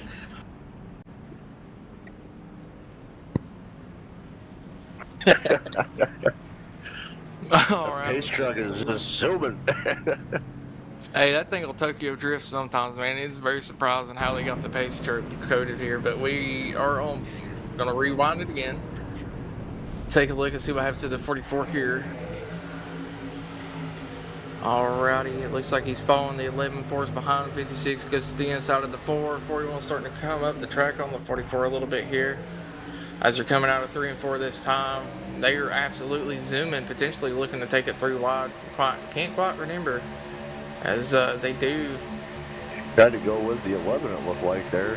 Creating that third lane and then just not. Looks like Not the quite. one truck didn't go down quite as much as the 44 was expecting, and just Right. unfortunately he turns the 44 off his nose down into the 18, and the 44 just watch up on 2 wheels, going to get pelted like 2 or 3 good times here. It looks like the 88 is going to get into him, nowhere to go. The 81 back into him again. He's still spinning like a Beyblade at the moment. Oh, wow, that was close. 81 back into the 44 again, just getting passed around as well. 3 truck down into the inside wall. Got another truck in the inside wall, and watch. And right here's the pace truck. Just clobbers the 44.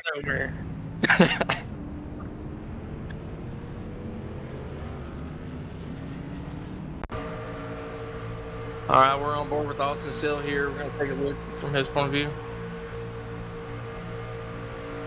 Oh, well, we're on board with the 3. We're going to take a look from his point of view here.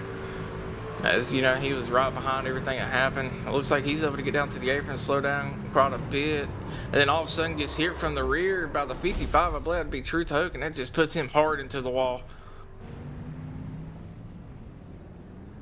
And I will say there's definitely a few words exchanged over the radio about that one.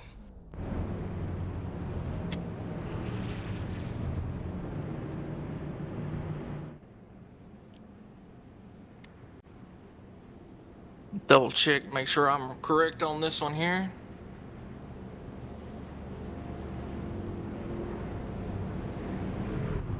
Yeah, that was 55 Truth Hoke just getting to the back of him. Just unfortunate there, you know. Sometimes we get a little bit of ARCA brakes in the truck series too. It does happen.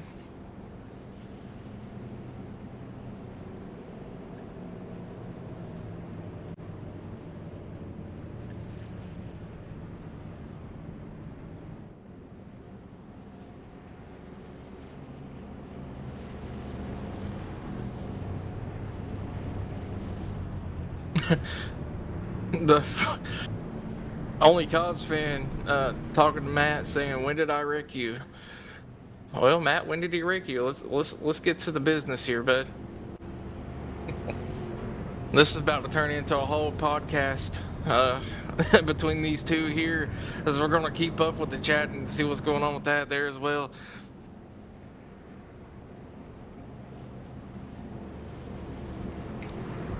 All right, let's see here. It looks like Dustin Loxton is going to be taking over our lead. Adam Squires is going to be taking over that second place. So that's going to put Aaron Rowland in third and Sean Fry in fourth. These 4 are going to be taking us back to the green here. Hopefully they're able to, the outside line's able to get another really good restart, as this has been real. I was going to say, I want to call out this number 99 here of Sean Fry.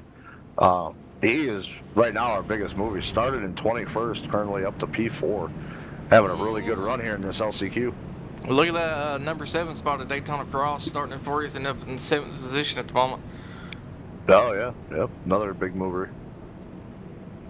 He was also the one involved in the one wreck earlier on. He wanted to miss his pit road, or miss his pit box.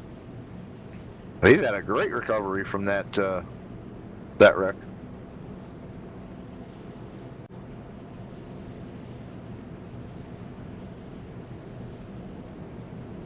You know what? I think it's I keep saying Sean Fry. I think it's Cian, right? Not really sure how you pronounce. I would assumed it was Sean, but Yeah, I believe it's actually Cian Fry or I always pronounce his name wrong. I'm used to Mike correcting me on it, and I kind of feel bad because I just realized I've been butchering his name this entire time through all these heats and everything. yeah. So usually we're pretty good with being able to pronounce some of these names, but we don't get the right pronunciation on it. We apologize, and that's what happens when you have a weirdly pronounced name. No, I'm just kidding.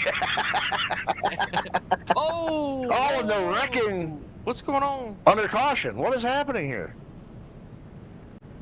What just happened? Let's go take a. Looks like the 42 and the 26 had a little bit of a issue back there.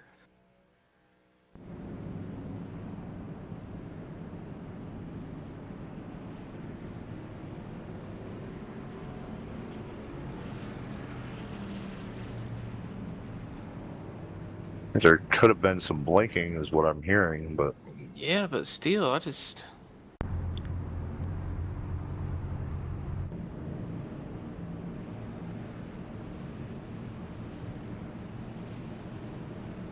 to the 42, 26.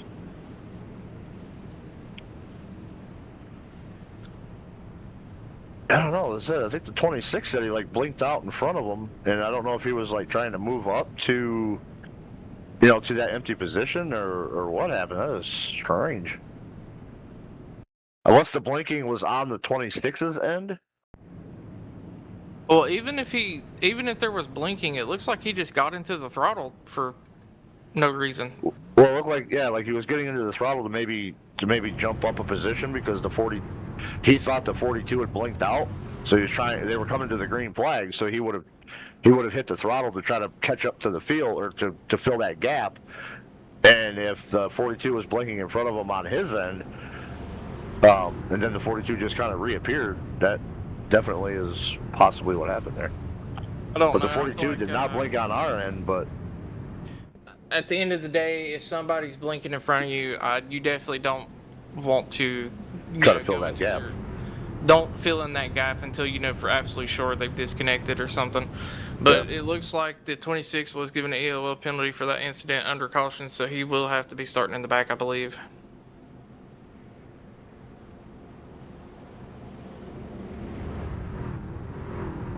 But again, eight going to be bringing us back to green. You're going to have the 40 on his outside and get a few laps in here. As that was just a very weird turn of events there. Take one. Yeah, just when you chat. I was gonna say, just when you think you've seen everything, you see something new. Yeah, I got Mr. Ron Fitton in here saying, "Let that mother eat, old son." And I got a draft. Oh, back to the wreck. It was in Draft Masters apparently, and he said it wasn't me. Call me on the counter. It wasn't me. All right. Well, that's your biggest problem is that you said it was in Draft Masters. Nobody should be racing in Draft Masters. It's called Crash Masters for a reason. As we exactly. Back in the restart zone, 8's going to be taking us back to the green here, and we are back green flag racing. 8 with a wonderful jump on the inside, 40 holding strong on the outside. The 00 is looking to get the draft to the 8 here, but the outside line just staying together so much better, which does allow for them to get a better run out of 1 and 2. But it looks like the 40 opts to drop down behind the 8 here, possibly looking to get him pushed out even farther. But that might be a double-edged sword, as that is going to allow for the people behind him to get a really good run here. Yeah, bottom lane just kind of spreading apart, checking up just a little bit, causing that gap, and kind of hurt themselves, but outside lane trying to gather it up here and make a strong headway towards the front. That 99 of Fry starting back there in 21st, looking to go to the point here.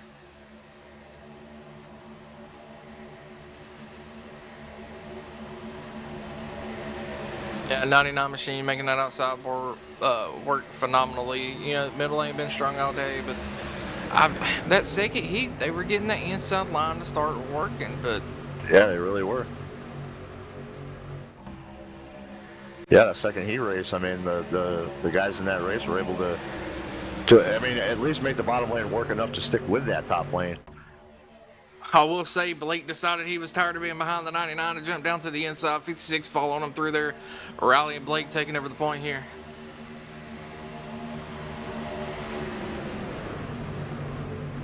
And they're 2 wide pretty far back, but it does look like we got a little bit of 3 wide action back here towards the back of the pack.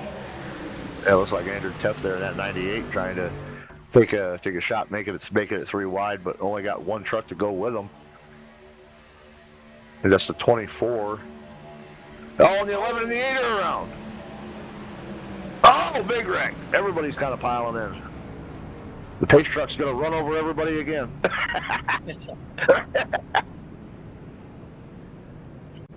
Hey, I ain't gonna lie, that caught me off guard too. I mean, I was even like, whoa, what the heck? I think the pace truck is tired of all these cautions, and he's trying to say, like, go, or I'm just going to run you over. You know, instead of hit the pace car's going to hit you. Yeah, exactly. Days of Thunder, we're changing it. Oh my gosh, speaking of the pace car, that motherfucker, he was drifting like a mug down the backstretch. Alright. Let's take a look, see what happened here. Looks like the 92 dropped down, went to the inside line.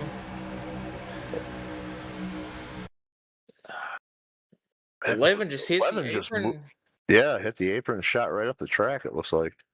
Yeah, just unfortunate for the 08 truck as the 76 of Kale and Allen gets into him hard, and then just a parking lot ensues after that. You know, everyone trying to slow down and just going so fast they don't have enough time, basically. I mean, crying out loud, that pace truck's out on the track before the guys in the back of the field even catch up to the wreck.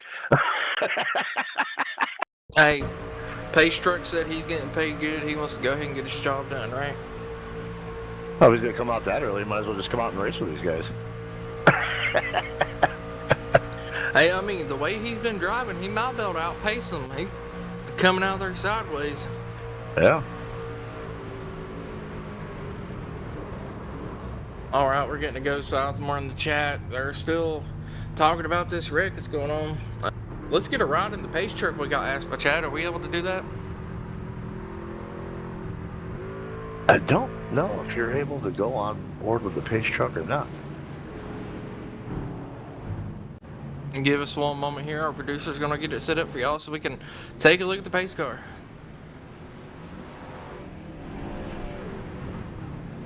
After we get done looking at the pits here, it looks like a good race off of pit road. A couple people coming in and get a little bit of damage, probably topping off on fuel just to be extra short in case we do have a green-white-checkered.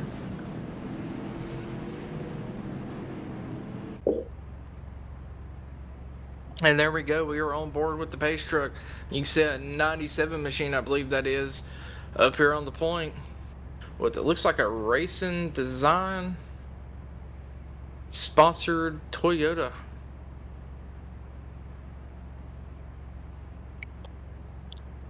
And man, you know, this is crazy. We've seen 3 absolutely completely different races here.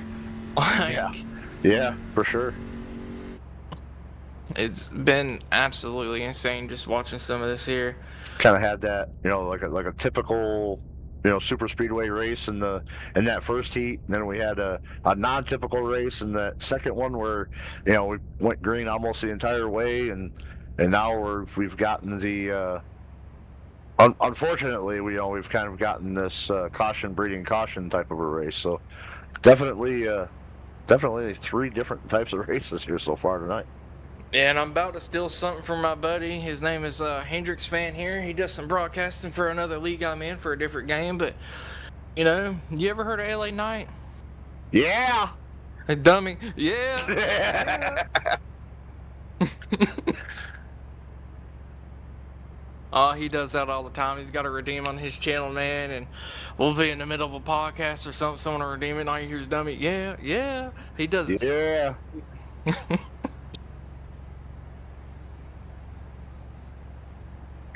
Man, I just, you know, I'm just going to keep talking about it. I know I keep bringing it up. Just 3, I can't even say 2 sides of a coin at this point. More like a triangle. You got 3 different sides, you know, get a good long green flag run, couple cautions, a really long green flag run, getting to see some strategy. In this race so far, we're just seeing absolute carnage here.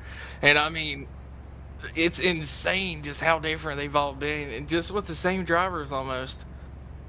Yeah, I mean, and that's what the that's what the intensity of trying to put yourself inside the top 10 is going to do. I mean, we knew that the the aggressiveness level of this race was going to ramp up, because this is the last chance that these guys have got to make this feature event later tonight, and I mean, it's definitely showing that guys are willing to make moves that they may not be used to making to try to make something happen here.